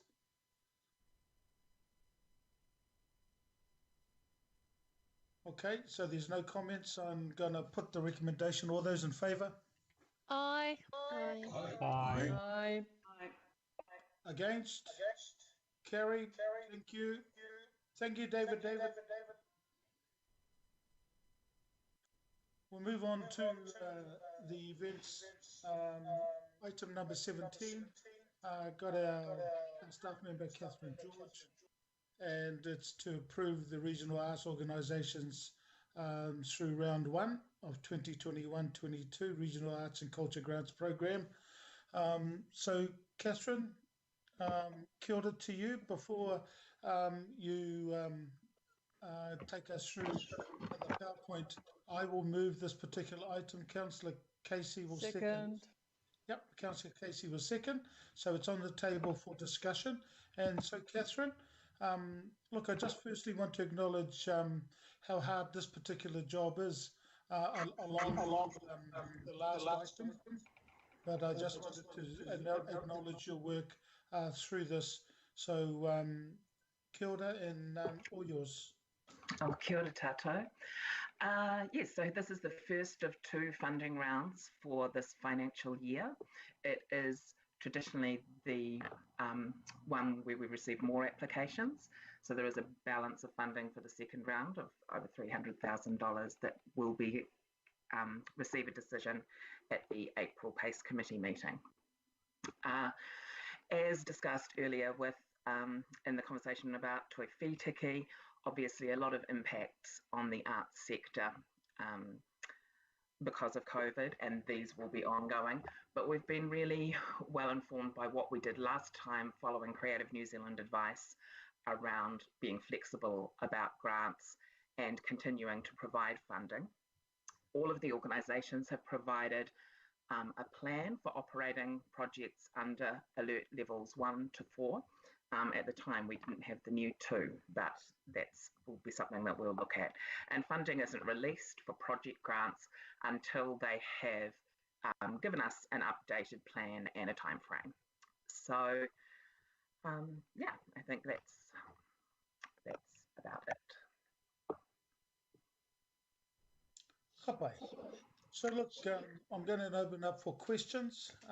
3-second rule. Obviously that can't be enforced, but at least I'll give you an indicator. No, doesn't it look to have any pātai, Catherine? I'll then move into comments.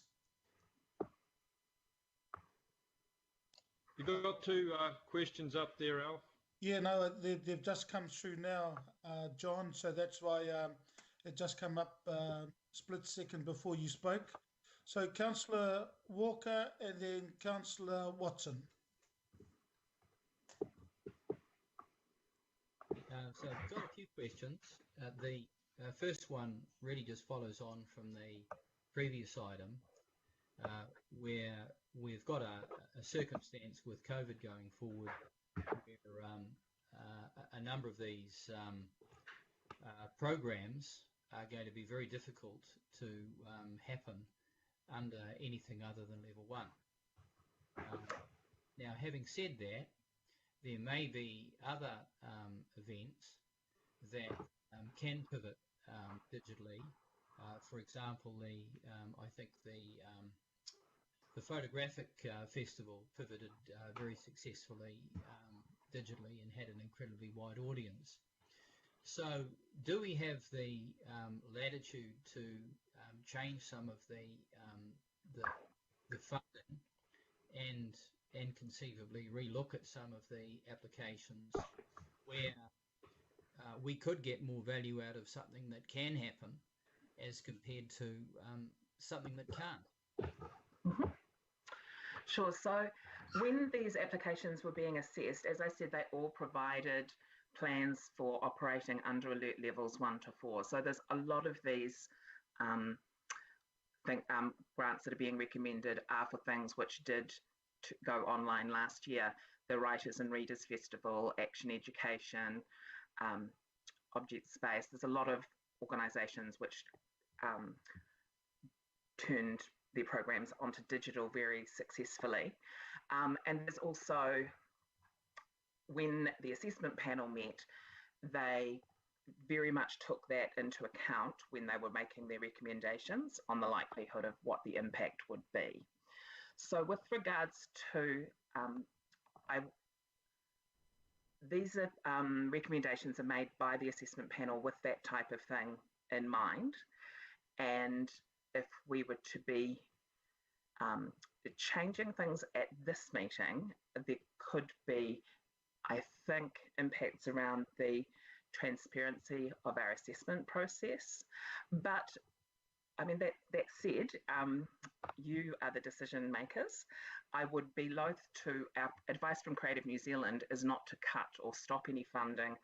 And we wouldn't know really what these organisations' plans are other than the plans that they've given us. And we deal with that post any approval. So we wouldn't want to say no to these and make decisions on behalf of these organisations of whether we think they're going to go ahead or not.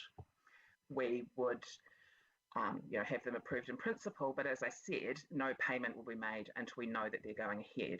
If they're not going to go ahead at all, then in the same vein as the Regional Events Fund, that funding would go into that second round of funding for the financial year. Did that answer your question?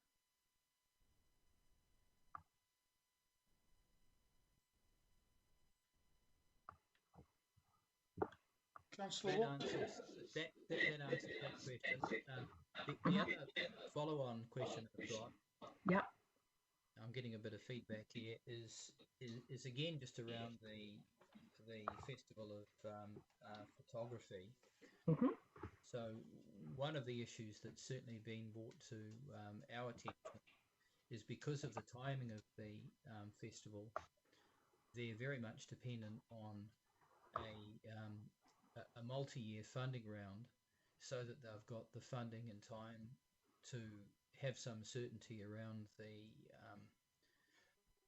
the festival that follows for the following year, because there's a long lead-in time, and they have to prepare. Now, from looking at the agenda item, I see that there are some comments that have been made around what amounts to further information that's required in a situation where that further information was provided to support the festival and to deal with some of the concerns that you've raised. Is it conceivable that in the next funding round or later in the year we could revisit the multi-year funding and possibly the quantum of funding, noting that they have received more funding in the past than what they're receiving now? Yes, I think, as I said, there is a balance of funding available for round 2. The recommendation that has been made here by the assessment panel was made after a lot of discussion, and yeah, so that's the recommendation that I'm presenting to you is their recommendation. But I believe they could come into the next funding round again. The thing is that the strategic relationship funding isn't project based, it's operating support funding. So whenever it comes in, it's for a year. So it doesn't, this is not specific like their previous grants might have been around the specific festival delivery. And this is, you know, these organisations are key regional organisations who have robust strategic and business plans and provide arts experiences across the Auckland region. So, yeah. Okay, I think the reason I'm asking that is that my understanding from some information from the festival organisers is they were changing offices. They were very constrained in terms of time in preparing some of the information that's required. Quite obviously, under lockdown, there's probably a reverse situation where people have got time to prepare information and strong cases. So in a situation where that was done, and those concerns that you indicated before are met, is it conceivable that they, as I mentioned, could have some additional funding and conceivably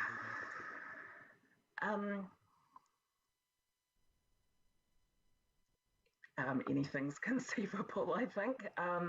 Yeah, it's not something that we've done in the past at all. Whatever, if a second application came in, it would have to be considered in light of what the current one is. So it may be, yeah, look, it's not something we've dealt with before, but I would think that we could make something like that work if we need to. Okay, that's fantastic. We live in extraordinary times. Unprecedented. Okay, thank you. Councillor Watson. Hi, Catherine, and thanks for sending that information through yesterday too. That was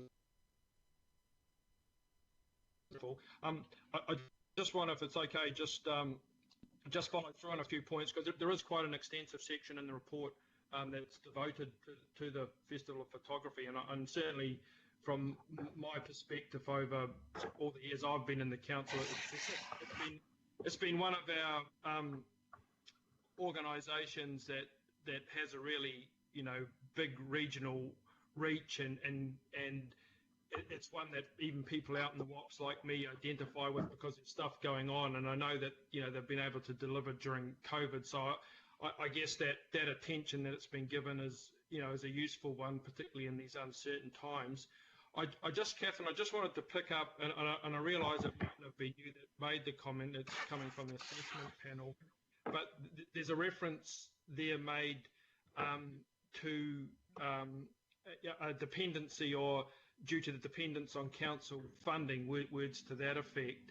I know that they get about 67% of their funding outside of council. But I'd be right in assuming, wouldn't I, that a lot of these groups have a degree of dependency on council for a portion of their funding, you know, whether it's a quarter or a third. Is that a reasonable assumption to make? Yeah, the other strategic relationship grantees, which are grants that range from $20,000 to $65,000 for the basement theatre, it would be probably a lot smaller portion of their funding. You know, as a contribution towards operating costs. And previously, as you've said, the Festival of Photography, which has really amazing reach across the whole of the Auckland region, was previously funded through the LTP at a level that is much higher than any of our existing strategic relationship grants. And so it's a different situation here now. But yeah, I mean, a lot of these, especially the project grants, yeah, that there would be a level of dependency on those going ahead. And the Festival of Photography, yeah, has noted that, yeah, Auckland Council has been its key funder for a long time now. Yeah. So just following on a little bit from Councillor Walker in that respect, and I know there's some, you know, there's some good advice given here, and I think that you've repeated it in terms of, you know, for that kind of hitting the spot for that multi-year funding criteria as it goes to these, you know, strategic relationships. That really the key points that have been identified to do with, you know, the more detailed business, strategic and succession planning, which I think Councillor Walker said there was a number of circumstances that made that a little bit difficult this year.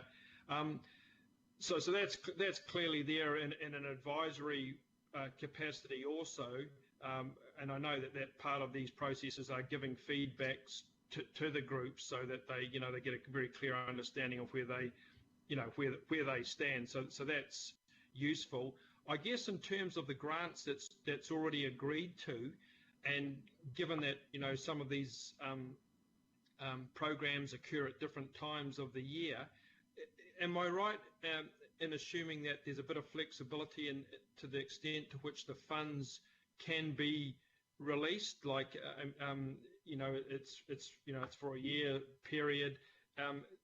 Do we automatically sort of accommodate the different timing demands that the groups have to, you know, to put on their events? Does that happen as a matter of course, or is there some sort of more rigid criteria that's followed? No, for the strategic relationship grants, they get paid right after this meeting once the organisation has signed a funding agreement. Because those strategic relationship grants, because they're operating costs, they're not tied to certain events and projects happening. It's the audience development and programming grants where we would ask for confirmation that the project is going ahead before we'd release the funding. But the strategic relationship grants get paid out in full, you know, within a month after the meeting. Oh, so they get a big lump sum, do they? Yeah. Oh, okay. Oh, great. Okay. No, thanks for that, Catherine. Is there any further advice that you've got finally that, you know, that might aid the festival, given, you know, given the great work that it's done for so many years? Is that all that needs to be communicated that's in this report, or is there something else that could conceivably be passed on to them? I think that probably what is in the report. I'll have a think if there is anything else. I did ask the assessment panel during the panel meeting. This was their wording, and I really wanted to make sure that it was clear that this was coming. It wasn't coming from me as staff. It was coming from the assessment panel, and they had an understanding of the previous levels of funding, and that this committee may want to discuss this and look at other funding options, but they felt that their role was to assess it in the way that they assess all their other applications, and so they asked for that information to be put into the report. Yeah. No, thanks for that, Catherine. That's been very helpful. Thank you, Mr. Chair. Thank you, Councillor Watson. Councillor Coombe and then Councillor Bartley. Thank you, Mr. Chair, and kia ora, Catherine. Thank you for this work and bringing it to us. Just have a question about the overlap with the funding from Auckland Unlimited, and particularly thinking of an event like the Writers' Festival, which I know that they've kind of put forward a business case that argues that the regional economic benefits and why they should be in the staple of Auckland Unlimited funded events. And can you kind of just explain how that conversation works? And, yeah, sure. Yeah, how you're looking, where you look at that transition, and whether there are events here, I guess is the second part of the question, using that as a specific example, but whether more generally there are events here that are co-funded with Auckland Unlimited and how that works. Yeah, I think that probably the Writers' Festival is the only one. Obviously, all these organisations and projects are getting funding from a range of different sources. Some will get local board funding as well. With specifically to the Writers' Festival, the funding from this committee is targeted solely at their free programming and community programming, whereas the Auckland Unlimited funding is about the economic thing of the city and, you know, bums on seats and the people travelling to Auckland, you know, for the festival. So it's a small amount of money. It's not small for this committee, but it is a small amount for the overall cost of the Writers' Festival. But we tag it to those free and community events, and they report back on those to us. Thank you. So how much would they be getting from Auckland Unlimited, like an event like the Writers' Festival? Yeah, I know that they had a cut, but it has gone up again in the last, I don't have it in front of me, but I'll have it in their application. I can send something through to you. Okay, so it's kind of it's a package.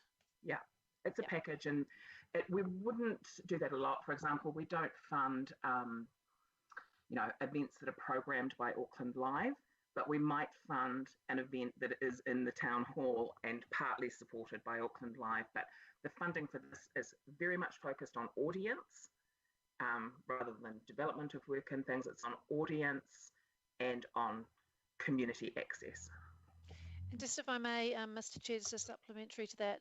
So, Catherine, would it be possible in future assessments of the events grant the grants to arts organisations include where other funding is coming from, so we can get the full picture, or is that kind of creating too much work to?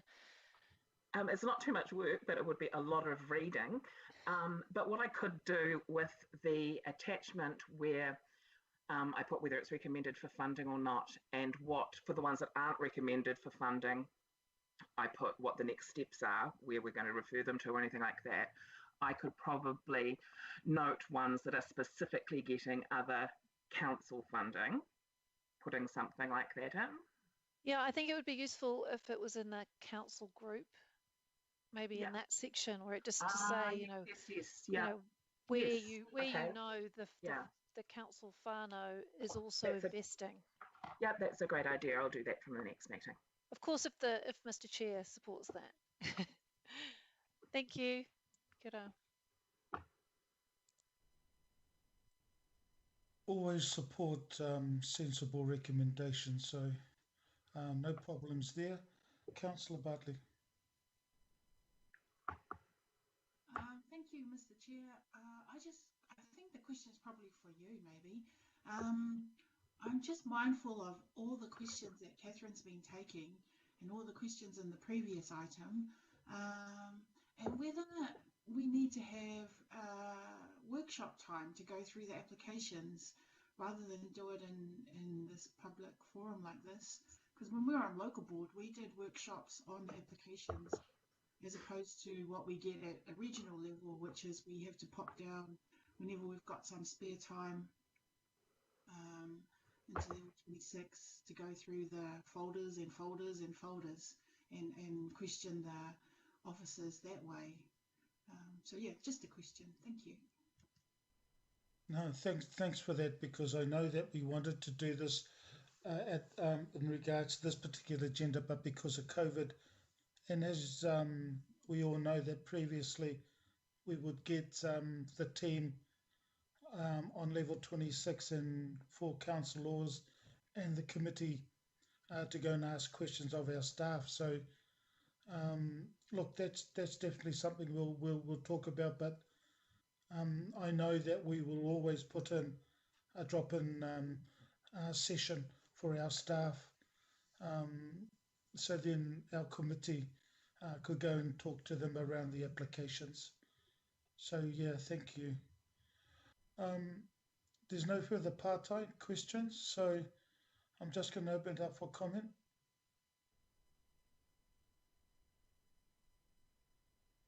Okay, there's no comments coming through on the sidebar. Catherine, look, I just want to thank you for the work that you've done through this and also with the panel. And so I'm going to put the recommendation. All those in favour? Aye. Aye. Aye. Against? Carried. Thank you so much, Catherine, and to the team, I think, which is just you anyway.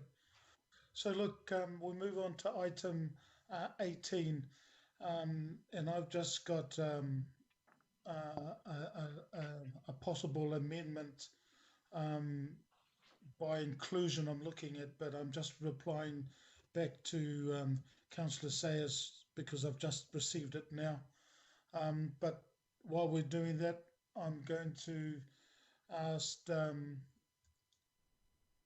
well, look, at this stage, Councillor Sayers, I'm sending back a response to your email. So I don't know whether you would like my response, which means you may not want to support the recommendations that are currently on the paper. So I don't know whether you wish to move it, because I want to end up letting the committee know what you've sent me. I'm happy to move it out to get it onto the table if you're happy to second it. Okay, look, I will second it, and then I'm going to send the email that you've sent me to Mace and Scott and Stephen and the team to have a look at it. I will put in there why, but then I will get the staff, now that it's on the table, I'll get our staff to go through a PowerPoint if they have any, and also comment on the recommendations. Kilda. Thank you, Scott. Mace. And thank you, Alf. I just want to add the reason for the short time frame, Alf, why you've only just got us. I've only just seen the chair's recommendations, so hence my apologies for it being so short time, but I only saw them a few minutes ago. There they are, there in red. Thank you. Yeah. Okay then. Well, look, I'm going to end up. I'll get back to you through the email, Councillor Sayers. So then at least we know we're on the same page. Thanks. So Scott, Mace, I'll leave it to you if Mace is there, Scott. Thank you, Mr. Chair. Hello, everybody, and thanks for allowing us to come and present this paper again. I'll take the report as being read. Just wanted to, just a couple of highlights around the recommendations, that's all. Is, you know, the work that we've previously done with the community and working through this long process. Scott, has, sorry, Scott. Look, I'm sorry to stop you, but there's an echo. I don't know whether the echo is in at your end. Yeah, it's just in the background. So Scott, if you wanted to continue, hopefully the echo is gone.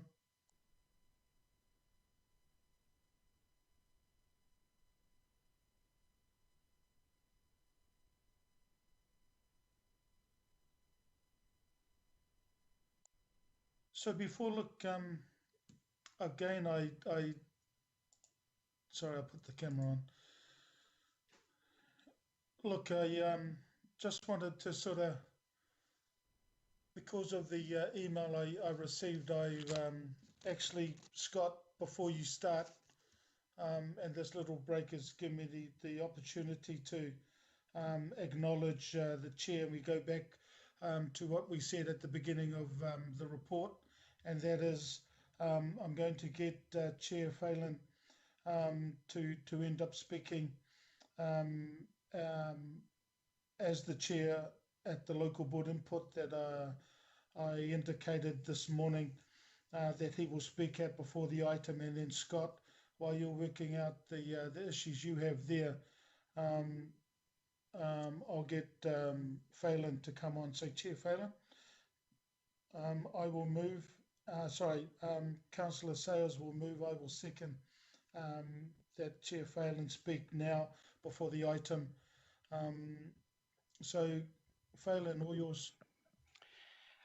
Thank you very much, Chair, and thanks for the opportunity to speak to the item, and also just want to thank you for your support through the process and discussions. Also just want to thank Regional Park staff for fronting a challenging series of public meetings and working through a complex set of issues. And I think the recommendations we've got to a position where we've got a range of practical measures which will help us improve the way vehicles use Muriwai Beach. Just the primary concerns we heard from the community can be boiled down into two main areas. So there's the damage to the environment resulting from Can anyone hear me? vehicles illegally accessing the sensitive dune area, which is, as you all know, home to a number of endangered plants and animals. And the other main issue is public safety. That's unfortunately due to the behaviour of a minority of users, but of course this has become worse as the numbers of vehicles have increased over the last few years, and you've all seen the statistics. It's a significant increase. The Rodney Local Board unanimously supported the direction staff have taken with this issue. We support working with the Community Steering Group, which represents community associations, environmental groups, sports groups and four-wheel drive groups. It is an essential part of improving management of vehicles on the beach. Some really good ideas came out of that process, and these are reflected in the recommendations. We also support the suggestion from the steering group and staff for a paid permit system and an implementation of control measures to ensure this becomes a management tool to improve behaviour. I support Councillor Sayers' suggestions around that the revenue from any permit system is ring-fenced for the management of the beach, including control measures such as permit system, staff resources, other initiatives such as dune restoration and improved communications. This would help ensure this is a self-funding management program for Council. Finally, we support the move to implement a system that will be able to remove those vehicle users that continue to break permit rules, damage the environment, damage public and private property, and endanger other users, while allowing the continued access to responsible beach users who are there to enjoy such activities as fishing, surfing, walking, and other things. Thank you. Thank you, Chair.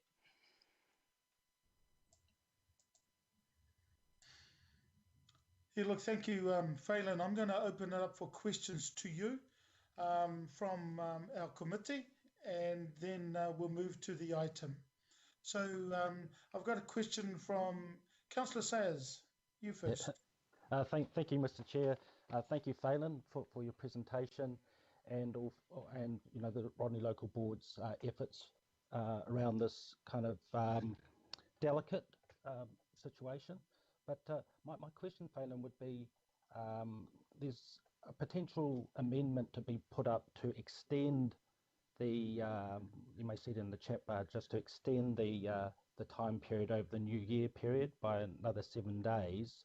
Are you, without, you know, I know you haven't got an opportunity to go back to your membership, but did you want to make any comment about the wisdom in that, or any other comment? I think the closure thing is something that's operationally decided by staff, and they work with the JAM group, so the Joint joint, I can never remember the name of the group, Joint Agency Murawai Management, I think it is. And that's got, you know, there's the forestry owners, police, fire, a range of agencies involved in that. And I think probably that's the best avenue in terms of how long that closure should be. And bearing in mind that if we went to a total fire ban season, so just putting my firefighter's hat on, that might mean that you extend whatever time you've got a closure for over that New Year period into a total fire ban season, and that could go on for weeks depending on the weather conditions. But that's something that Fire and Emergency New Zealand determine, and then that would feed into the decision making from regional park staff around whether to extend that or just leave it for the period indicated or add another 7 days onto it. So yeah, sorry, I kind of hospital passed that a bit, but I feel that's a sort of operational decision that staff can work with JAM and Fire and Emergency. I think that's a very helpful answer, Phelan. Just a supplementary to that around the fire, just with your local fire chief's hat on there. Is my understanding, have I got the correct understanding that there is a full ban right along the beach that's permanent anyway, or is it? Yeah, that's correct. Well, I mean, under council bylaws, you're not allowed to light fires in beaches or public parks, so that covers that area on the beach. So yes, currently there's no fires allowed. The reason for you know, the logic behind having limits on vehicles accessing beaches over a period where there's a total fire ban is that some people can't resist the temptation to sit there and watch the sun go down and light a fire, and the risks around that are considerable. So yeah, you're not allowed to light fires on beaches anywhere in Auckland, is how it stands currently. Okay, very good. Thank you for that, Phelan. Thank you, Mr. Chair. Yeah, thank you so much. Are there any other further questions for the chair? No. So look, Phelan, just again, I mentioned this. I mentioned this at the workshop. Thank you so much to you and especially to you plus Greg and the team, that when you ended up fronting at the consultation, and I know the abuse that the team plus yourself and others like Greg got. So look, thank you so much. So that's been moved and seconded. So I'm going to put that recommendation around the local board input. All those in favour? Aye. Aye. Aye. Against? Carried. Thank you, Phelan.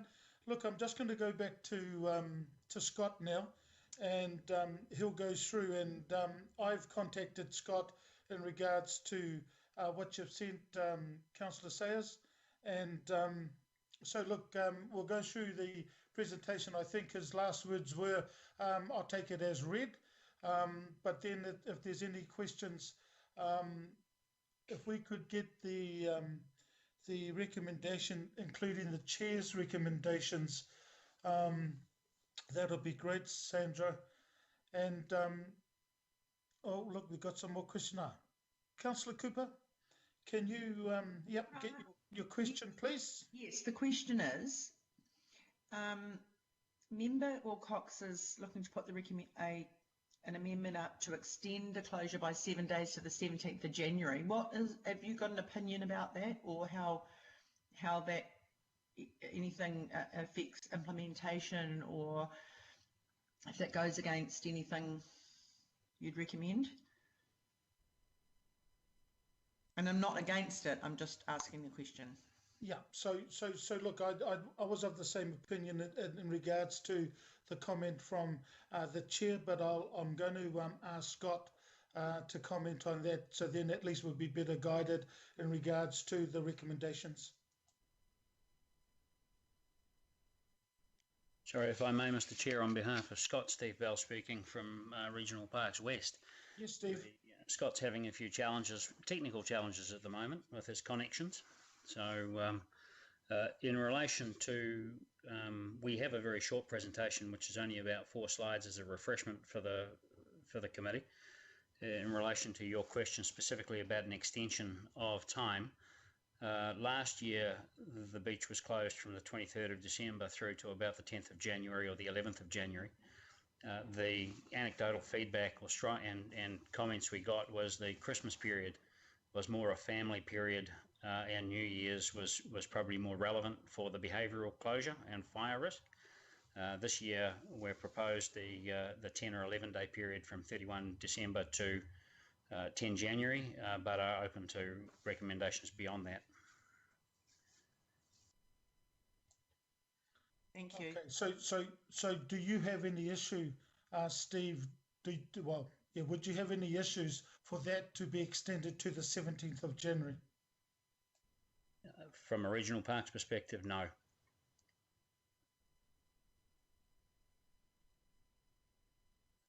Okay then. So now I don't have Scott's come online yet. So look, from that, I take it even from the 17th. Councillor Sayers as the mover, and I as the seconder, do you have any issues with from the 31st of December through to the 17th of January being added there as the chair's recommendations and the approval from both you and I? Alpha, I'm happy to kind of put it up there. I do have a set of questions now that I'd like to ask in due course. I'll put my speaking term up there, and as a result of those, I'll make a decision. But I think for the debate, I'm happy to have it there to be, considered by the committee. Is that possible? Yep. No, look, that's no problems at all. I'm just waiting really for the 4 slides and who's going to put those up. I'm assuming it'll be Scott when he comes online. I also see that Mace, I think you're online as well. Maybe not. If I may, Mr. Chair, Steve Bell again from Regional Parks.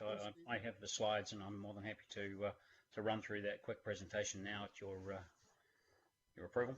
Yep. Yes, please. If we get that through, then I'll start going back. I see that Scott has come in and said he's back. But look, let's start the slide. And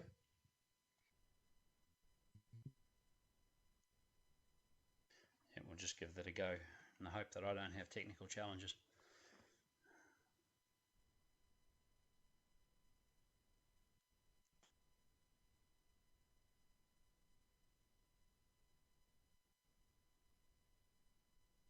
Can you see a slide, future management of vehicles driving on Muriwai Beach? All done, Steve. Cool. If I may, just as a quick refresh, as you will all know, there are 3 common public entry points onto Muriwai Beach.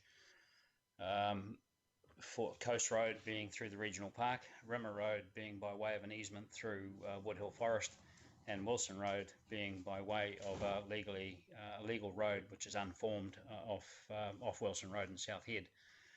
In the 10-month period from 1 October 2020 to 31 July 2021, based on vehicle counters at those 3 access points, there were 57,833 vehicles driving onto and then off the beach. So that totals about 115,000 vehicle movements. The map to the right of this screen is it's very hard to see the detail because it's such a 45 kilometre long beach, but you'll see the 3 entry points being Coast Road, being actually Rimmers is not marked on here. There is another unformed legal road through Otakanini Taupu off South Head, Tarawera Road, and then Wilson Road through here. When vehicles get onto the beach, they can legally drive between the mean high low water mark and the mean high water mark from the Coast Road access point down here through to the southern boundary of the Department of Conservation by Defence Force land, commonly referred to as the bombing range. They cannot drive inland of the mean high tide mark. That's the coastal marginal strip, in an area from which vehicles are prohibited. So unfortunately that is an area where most vehicles try to go. Staff recommendations in the controls, and these are as I said, the staff recommendations, so they may differ in a minor way from those in front of you. although they shouldn't, is the summer closure discussion we've just had, targeted education, improved signage and targeted enforcement, reducing the speed limit on a small section of unsealed section of Coast Road through the regional park, restricting an area or the basin area to the south of Okiritoto stream to park vehicles only. It's an area where we do get some very poor driver behaviour, so we're just trying to isolate that. Continue with community engagement through the steering group, continue with the joint agency, which have been tremendously helpful in a combined joint effort to improve safety and behaviour on that beach, and then the other ones which form part of an amended recommendations to the governing body. Our next steps, subject following this meeting, is preparing for the coming summer period, and then implementing the management measures identified in conjunction with the community groups and user groups who have already put their hand up and said they're really, really keen to be part of improving that education, signage and messaging, and then to investigate paid permit and hard controls if required before updating the PACE committee in the coming summer.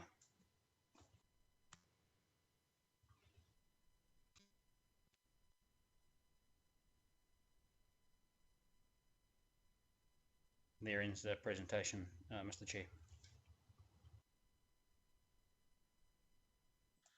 Including that extra work.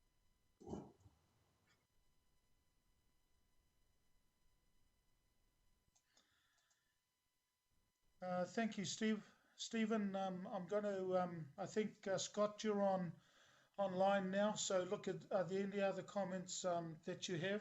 And then we can get into any partai, but then go back to firstly the question that Councillor Cooper ended up asking, and then I can deal with the email that I got from Councillor Sayers and any other partai through this. So Scott, over to you.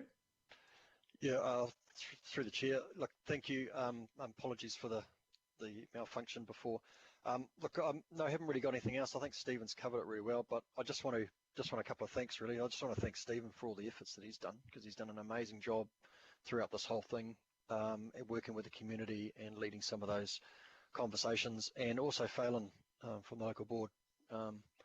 We've formed a bit of a team of three sort of thing, and it's been a bit of a pleasure going through this. So I'm hoping that the recommendations are supported and will enable us to get on operationally to make some changes to the beach, because I think that's really what we need to do. Thank you, Mr. Chair. Okay, thank you, Scott. Thank you, Stephen. Look, I now want to go through some of those recommendations you just mentioned, so then I can put it on the table for our committee. Then I will go back to the questions. I'm going to, Sandra, if you could remove my name from the second, only because I wish Councillor Cooper to second it and Councillor Sayers to move and Councillor Cooper to second. That's the only reason. And as a result, the Chairs Committee, based on the what we've got, is that 17th of January has been added and changed instead of the previous 10th of January. That's based on comments from our staff. Also, if Sandra, if you could move down the screen so then everybody can have a look at it around the Chair's recommendations. Those have been added as a result from discussions with Phelan, our staff, and myself. And there's also, in addition, Councillor Sayers, that you sent me, that has been included into point 3, as you can see. So look, that's the explanation in regards to those in red. Fully support, and now I'm just going to open up to questions. So Councillor Cooper, yes, it's been added, so that's fine. Councillor Sayers, and then Councillor Cashmore. I didn't need a question. Thank you. Councillor Sayers, you got any questions? Yes, I've got a few. Alf, thank you very much. Just there's a road that runs through on iwi land there, and if officers could just confirm, I think it's Rimmers Road, and with the proposed closure, I'm just wondering if the local iwi had been consulted on the seasonal closure over New Year. Our first question. If I may, through the chair, Steve Bell from Regional Parks. In answer to your question, the road that runs through iwi land is through the Otakanini Topu, is Tarawera Road. That is, I think, impassable in some areas at present. Rimmers Road runs through the Woodhill Forest off State Highway 16. I am aware that that has some structural challenges as a result of the severe weather of last week. So iwi and Hancock's Forestry are looking at what needs to be done around that. But yes, iwi have been consulted in respect of the summer closure.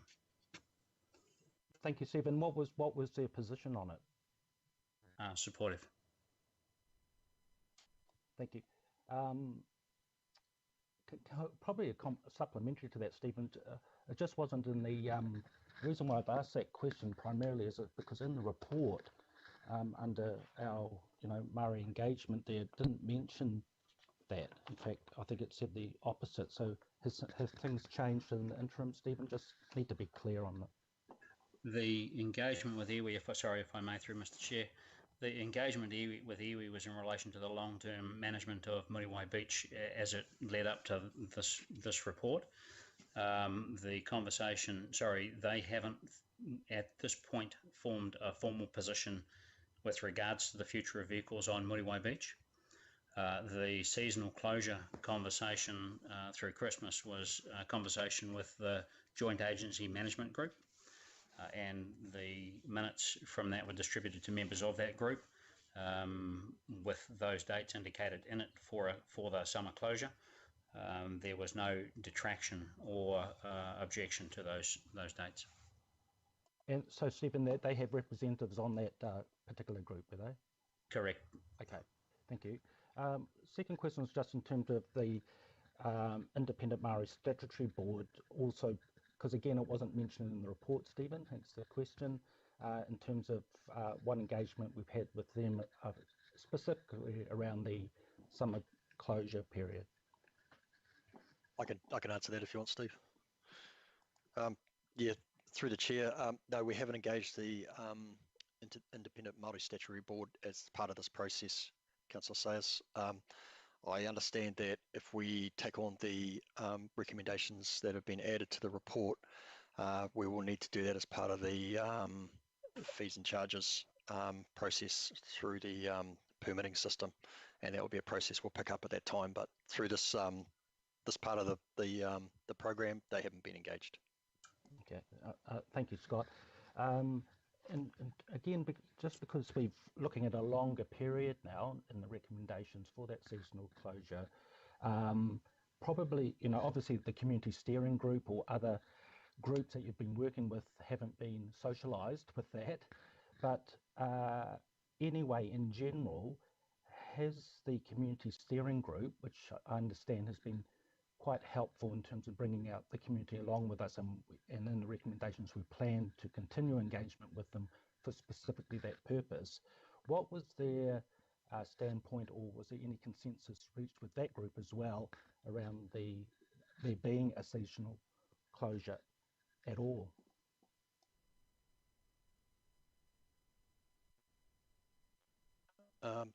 Through the chair, yeah, I'm happy to start, and Steve can jump in. Look, we've been talking around seasonal closures since the start of this program's been rolling out, and it was one of the options that we originally put on the table when we went out and engaged with the community. Through the survey, we actually had some really good results that people were quite supportive. I think it was around 30% of people who actually supported with those seasonal closures. It wasn't specifically, from what I recall, around the working with the steering group, it wasn't specifically tabled in terms of dates, but there was general conversations around the need for seasonal closures. And from my understanding of some of those conversations and some of the feedback we've received from those members, there was quite a bit of support for limitations on access onto the beach. So it's probably something that we'll carry on with and pick up those conversations with that steering group as we get through this process. Okay. Was there anything else? Did Stephen want to add anything to that? I've just got a couple more questions, Mr. Chair, but thank you, Scott. But I can move on to the next question. In recommendation, the new one up there, D3, we're talking about this, looking at this permit system, and Phelan touched on it as well. And thank you, Mr. Chair, for just including that last kind of part of the sentence there. So it can be self-funding, as Phelan pointed out. The money that we perhaps can generate from this permit system can go in to help implement those management measures that are mentioned in recommendation 2. So thank you for reconsidering that, Mr. Chair, along with the staff's assistance there. But in terms of the actual process to get that permit in place, Scott, my impression is that may well have to go through an annual plan process next year, so we can go out and consult all of Auckland on even price levels, and obviously all of Auckland will want an input on such a beach. But is there also potential, or is it too early to say if we can bring that forward at all, and it doesn't have to go through the annual plan process, or will it have to go through the annual process, or are we still finding out options? Yeah, through the chair, my understanding is that ideally you would run through the annual plan process because you're addressing a number of wider issues, but I don't believe there is any restrictions on terms of going out separately. I'm not sure if Mark, my manager's listening in, he may know a little bit more about that process, but yeah, I understood that you could actually go out separately, or you'd include it in the annual plan process.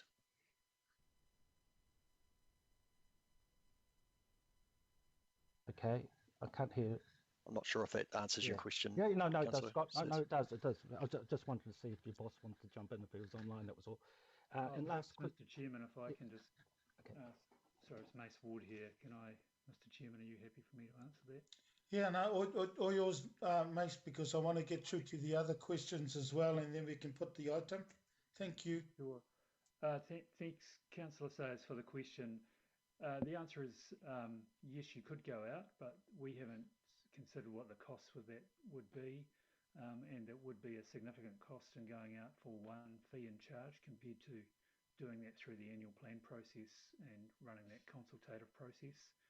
The other thing is, I understand that the consultation with the community was about a staged approach, with a fee-based system being down at that staged approach with some greater level of consultation. So the intent would be to do that through the annual plan process, if that's so that we had an efficient way of doing that. I hope that answers your question. It does, Mace. Thank you very much, and I'm supportive of that approach. We just need to keep this conversation moving forward, ticking forward, and key to it is bringing along the community with us, and that steering group seems to work very well. Yeah. And just look, my final question is just around the cost. The paper didn't mention how much does it cost us each time we want to do the New Year's shutdown, seasonal closure. Have we got an estimate of what's that likely to cost us to fully implement and then remove? If I may, through you, Mr. Chair, Steve Bell, Regional Parks West. My recollection says last year the costs of that seasonal closure were in the vicinity of $16,000. That was for Coast Road and also for Wilson Road. Given that we have a simpler way to close Coast Road now, it's likely to be, I'd estimate, half to 2/3 of that. Okay, thank you. Thank you, Stephen. Thank you, Mr. Chair. That concludes my questions. Thank you. Yeah, kapai. So, Councillor Darby, I missed your partai earlier, so you're now up the front, and then Councillor Dalton, His Worship the Mayor, and Matua Glen. Kia ora, Chair. Thank you. For Scott and Steve, just want some clarification. Who has jurisdiction over Coast Road? Is it, you're talking about the part, the speed limit reduction on the part that runs through the park, but who's the actual, who has jurisdiction over that section of road? Happy to get that, Scott.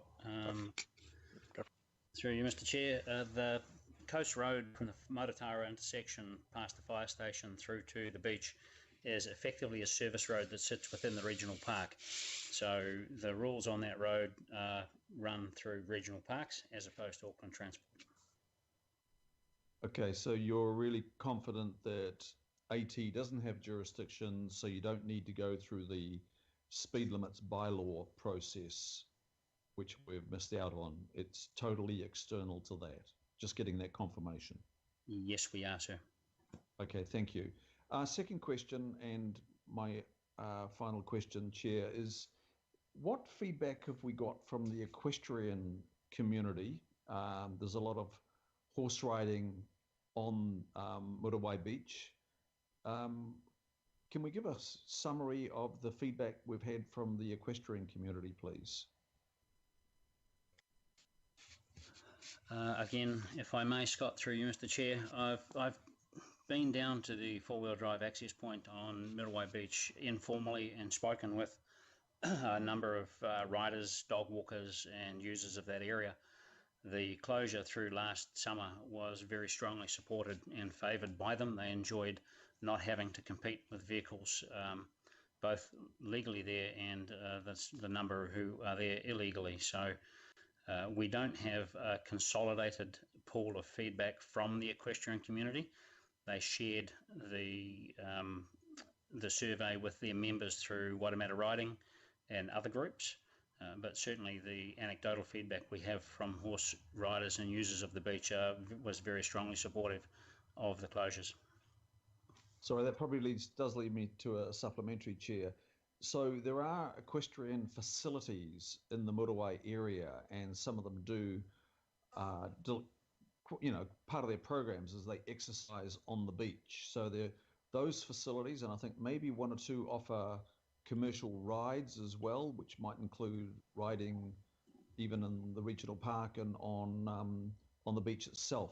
So we didn't actually go to those commercial organisations or the community organisations that are known to us to garner their feedback. It was just a bit of anecdotal stuff. No, we did specifically speak with we have one concessionaire who operates a riding concession through Muriwai Regional Park. We did specifically speak with them. Some of them weren't that comfortable being identified as not supporting ongoing four-wheel drive access. As you can imagine, it can be a small community. But the casual user, we have a horse park in that area for casual users as well, to be able to tie up and tack up and go for a ride and then untack when they get back. The ones we've spoken to in that space were very supportive. Okay, thank you very much.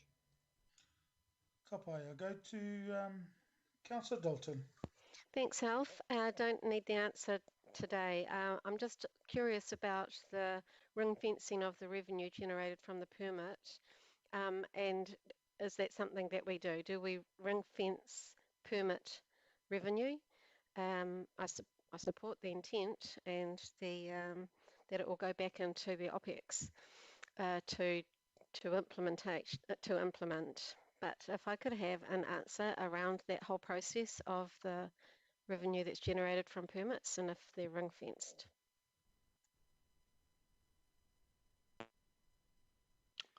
Through the chair, it's Scott here. I'm not sure if Mace is still on the line. He may be in better position to answer this. Mace, you there? Yeah. Kia ora, Scott. Kia ora, Mr. Chairman, and thank you for the question, Councillor Dalton. No, typically permit fees aren't ring fenced. We budget for the operational expenditure to implement the controls of a permit and our other operational expenses, and then budget for the revenue from from any fee-based system, so you can determine it in that way. Okay. That helps. Yes, that helps. Thank you. Thank you, Councillor. His Worship the Mayor. Yeah, thanks, Mr. Chair. Can I just first of all thank Phelan and our Rangers, Steve Bell and Scott Silver, for the work they've done. I know that dealing with some entitled members of the public was pretty unpleasant during the consultation, so a big, thank you for putting up with that. You shouldn't really have to. And a thank you to Steve Bell for spending 6 hours with me on Saturday, taking me around the flooding. My question, look, I support the concept of a paid permit because that means that you have a chance to set out the rules to the people who are going to drive on the beach, and it's self-funding. But my question is around the practical aspects of how you enforce the need for those driving on the beach to actually have a permit. Can somebody run through that with me? I'm happy to answer that through the chair. Yeah, we've had a number of discussions with some of the community groups or the steering group as well, just around how we would manage that. One of the suggestions that has come up for a permit system is to have something visible on the vehicle, something you'd put on your front windscreen, a big yellow sticker type approach, where other users could actually see, if the vehicle has got a permit or not. So that's been one of the suggestions. I think some of these processes we're going to have to work through a little bit more and work out how we would currently do it. We actually have a current permit system in place, but that is just an online version where we have no visibility over who may be on the beach and who may be who may have applied for a permit or not. So there's a little bit of work to do in that space. Do you have any means? So obviously people who've paid a permit, they see somebody else without a sticker and not having paid for the permit, they'll take a photo or contact you. Do you have any way to enforce the requirement for the permit though? Is there any sanction for people driving without a permit? Through the chair, that's part of that has been part of the discussion, and we thought if there was a visible permit that were displayed, there would be a little bit of peer pressure come on from other people who do have permits. I think where we're coming to is the permit system would be great in some respects, but having something a little bit more in regards to a physical gate would actually enable us to manage people with permits or not. So you could register online. Some of the discussions we've had is you'd register online and you would be your vehicle registration would be identified, and then as you come up to the gate, we would have a gate system there, similar you do to car parks, where it would recognise your vehicle registration and allow you in. So that's kind of the next step in the process. But when we were working with the community groups or community group, they were really supportive of having a phased approach as such, and working through some of those early implementation and options before we move to a permanent gate solution at the end of it. Okay, that's helpful. Thank you very much. Thank you, Your Worship. Before I go to Matua Glen, Scott, Steve and Mark, can you arrange a meeting for those that are not a meeting but just a visit to those that would be interested? I know I've been out there, His Worship the Mayor, and others have been out there. So look, if that can be done, that'll be great. If I could just leave it to you to organise. Matua Glen, your pātai.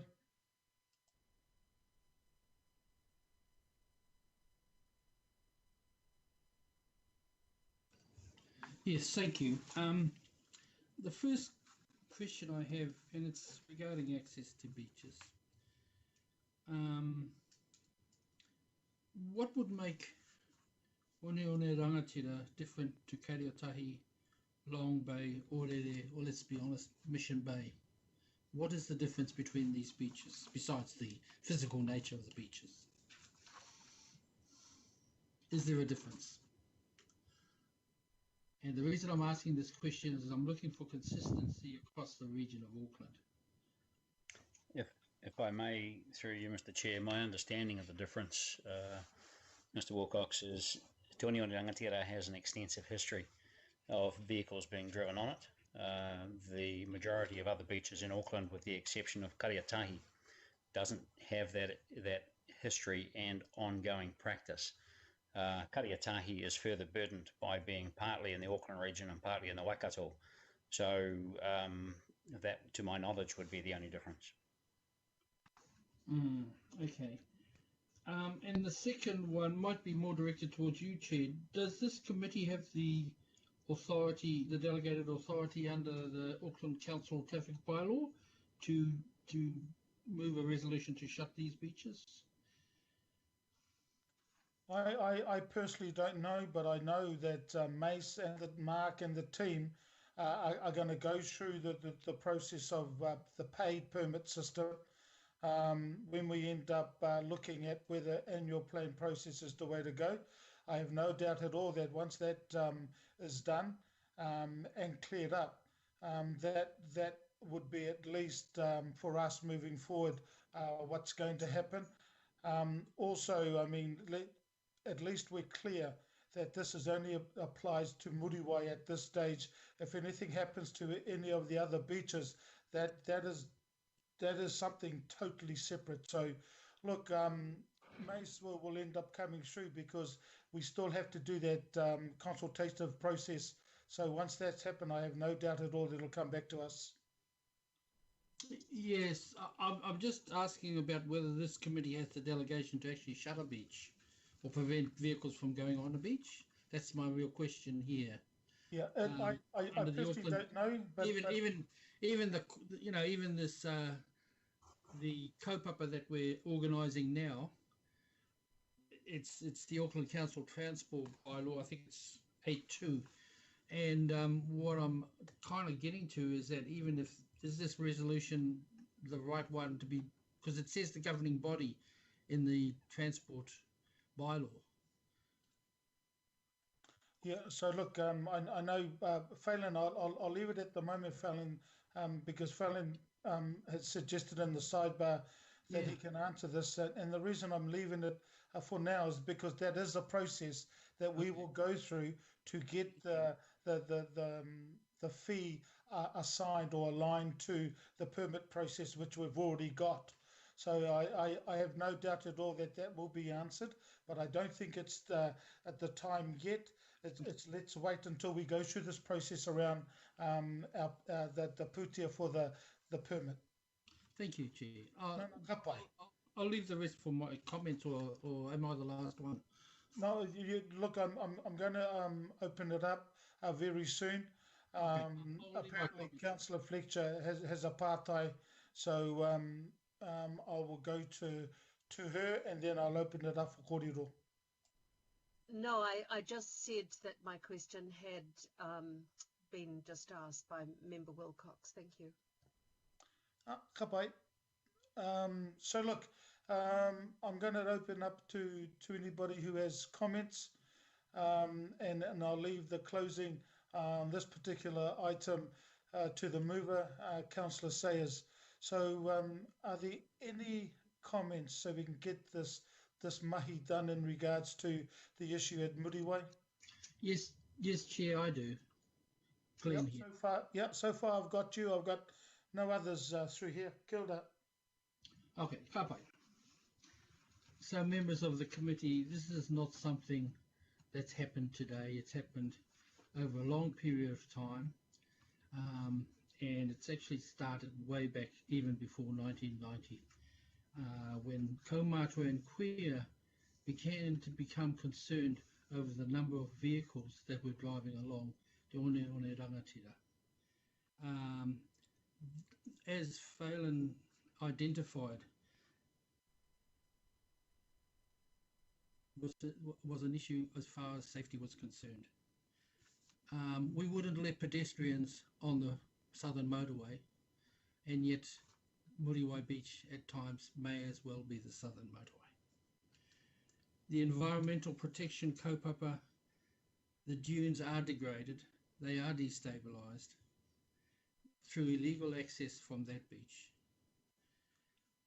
If we don't do something, then nothing will get done, and we've just monitored the degradation instead of actually doing anything. This is my backyard. I grew up there. I grew up going out to that beach. I ask anyone, would you allow cars to run backwards and forwards on your backyard? The other thing I'd like to talk about is this is a significant area as far as iwi is concerned. One Rangatira is the pathway of the spirit to Te Renga.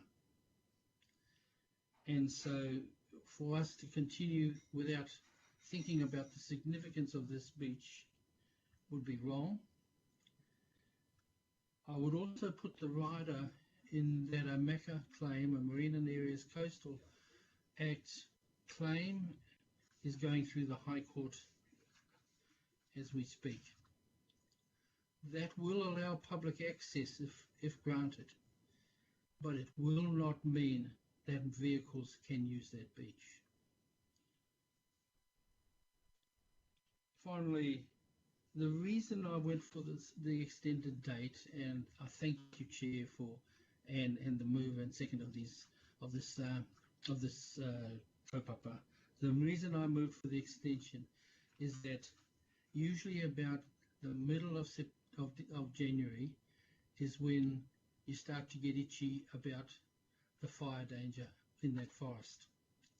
There's an index, there's a moisture index. Phelan knows more about it than I do, exactly how it works.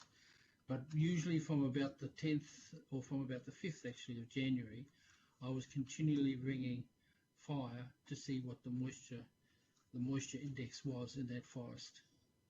So by having it extended to the 17th, mean we know one way or the other whether we're going to continue the closure or whether we will reopen it. So that was the reason for that. And finally, I just have to say that I did attend all 4 meetings. I have been a member of the JAM. Me and Scott go way back on this, way back. And so the iwi corridor has never changed. It has always been for closure or for limited access. So in that, I just commend these recommendations to you, committee members. Thank you. Ngā mihi ki a koe te rangatira, so thank you so much for that. If there's no further comments, I'm going to then give Councillor Sayers the opportunity to close the debate, and I'll put the recommendations. Sorry, Chair Chris Darby here. You're going to the closing on all the motions, are you? Not just. That's why I asked for comments. Yes, Councillor Darby, because. Comment. Yeah, all yours. Thank you, Chair. Look, I do appreciate the enormous work that our team has done on this. This is it's quite a challenge when you suggest quite a big move like the complete closure of the beach. But Chair, I'm going to not support the way forward because I actually do think there needs to be a closure of the beach. Now, in not supporting it, I'm not invalidating all the good work that's been done. I just think that we need to take a bigger step. And probably, Chair, you know, I do frequent the beach like many others, and it's not just my anecdotal evidence, but it's the feedback from the equestrian community, which I have been connected to, and the riders on that beach just say repeatedly that there is just a fatality, either of a rider or a horse or both, just waiting to happen. The proximity of fast-moving vehicles and horses on that beach just do not mix, and neither do the movement of vehicles and people on that beach. Now, I know there's a real competition for of users on that beach, but I actually think the lowest in the hierarchy should be those in a motor vehicle. I've seen those conflicts myself, and if I guess my position is also coloured by a personal experience quite a few decades back when I was a lot younger, when I came off second best in contact with a motor vehicle on Muriwai Beach. and I was bloodied and bruised, but I survived. And so that memory of mine, and it was it's a very painful memory. It does colour my position, Chair, that we should move in time to the complete closure of motor vehicle access to this beach. Again, it's contrary to the direction the committee's travelling in, but I do appreciate the work to date done by the teams. Thanks, Chair. Ka pai, Councillor Darby, and yeah, look, just thank you for that. So, is there any other comments in regards to the item before I ask Councillor Sayers to close the debate? Okay, since there's none, I'll ask Councillor Darby to close the debate. Kilda. I think Councillor Sayers, you mean?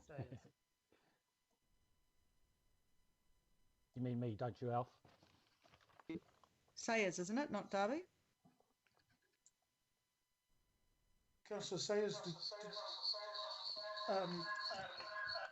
Councillor Sayers, did you want to close the debate? That's up to you. I can. Yes, I'm happy to, Alf. You just Yeah, mentioned Councillor Darby, I think accidentally, just a slip there.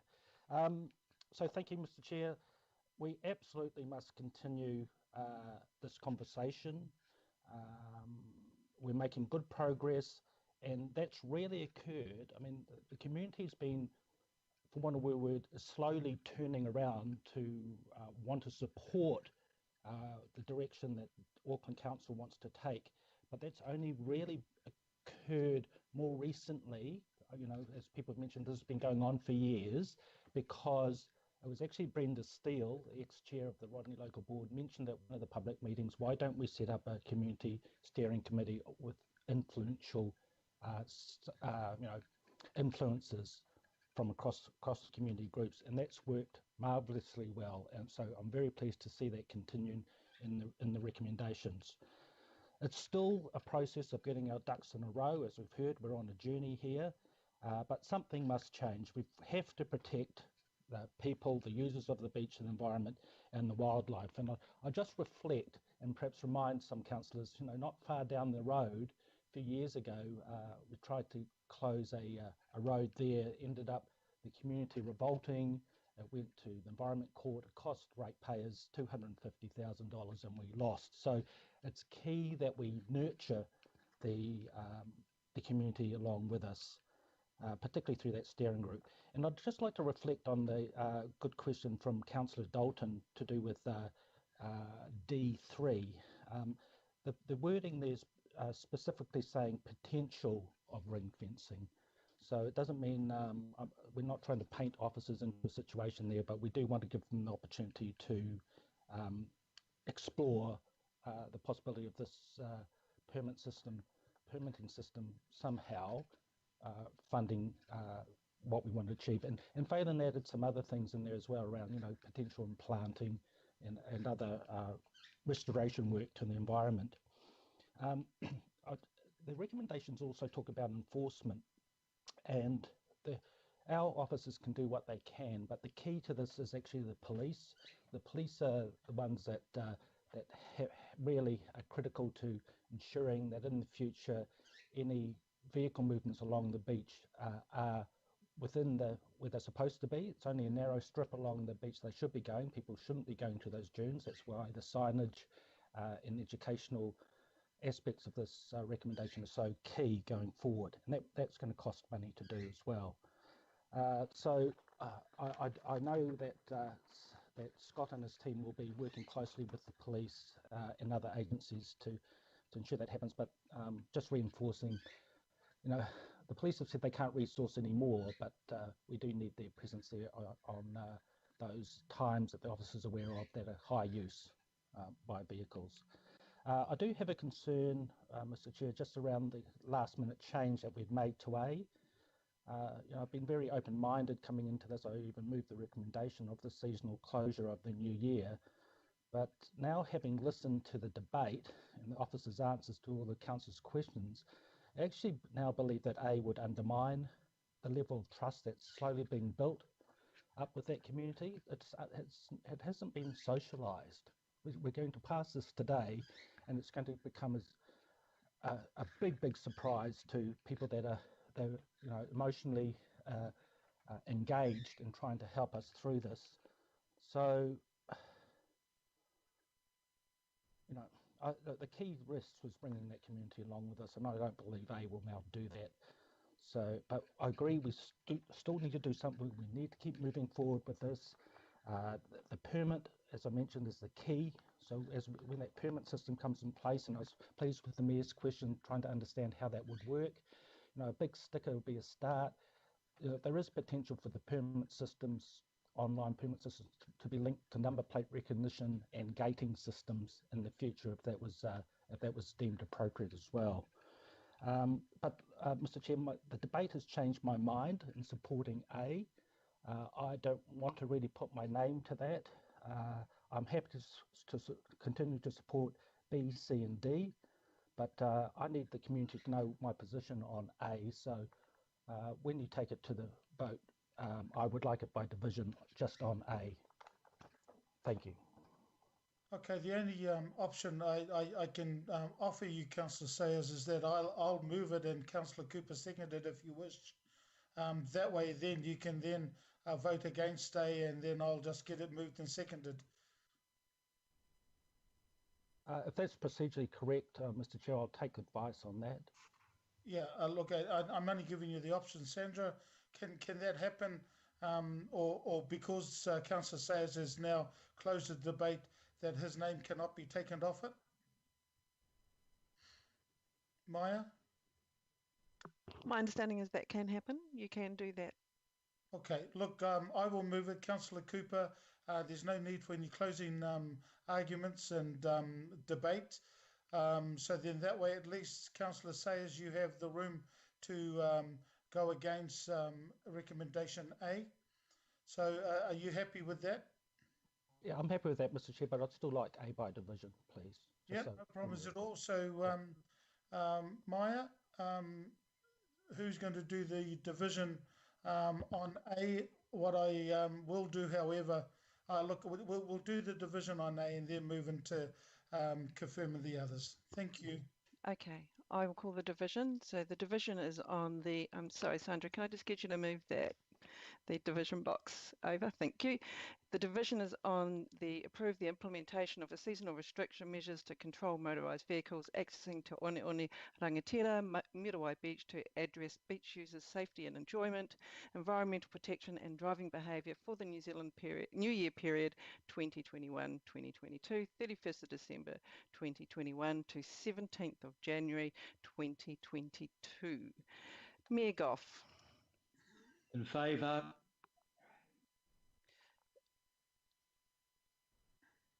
Chair Filipina. Aye. Oh, sorry. Deputy Mayor Cashmore. Aye. Councillor Casey. Yes. Councillor Collins. For. Councillor Coombe. Aye. Councillor Cooper. For. Councillor Dalton. For. Councillor Darby. Against. That was against. Thank you. Councillor Fletcher.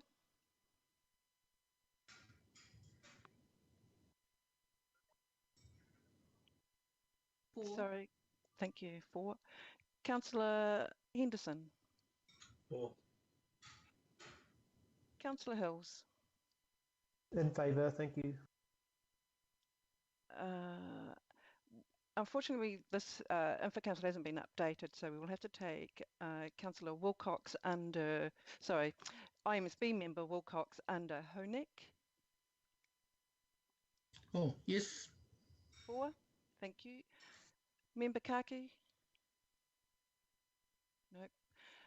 Councillor Mulholland. For. Councillor Newman.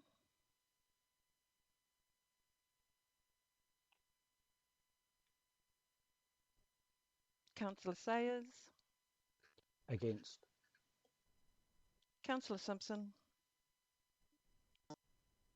Sorry, for. Councillor Stewart,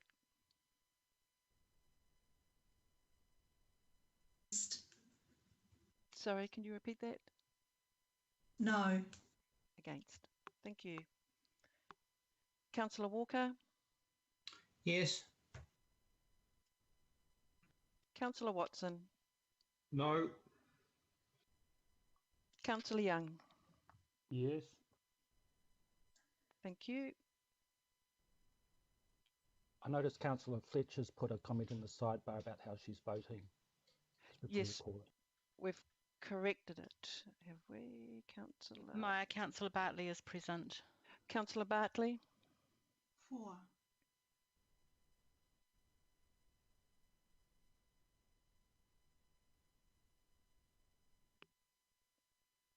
that's carried 17 votes to 4.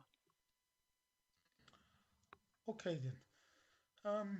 Look, we'll move on to the other sections or the other recommendations. So it's been moved and seconded. I'll put all those together.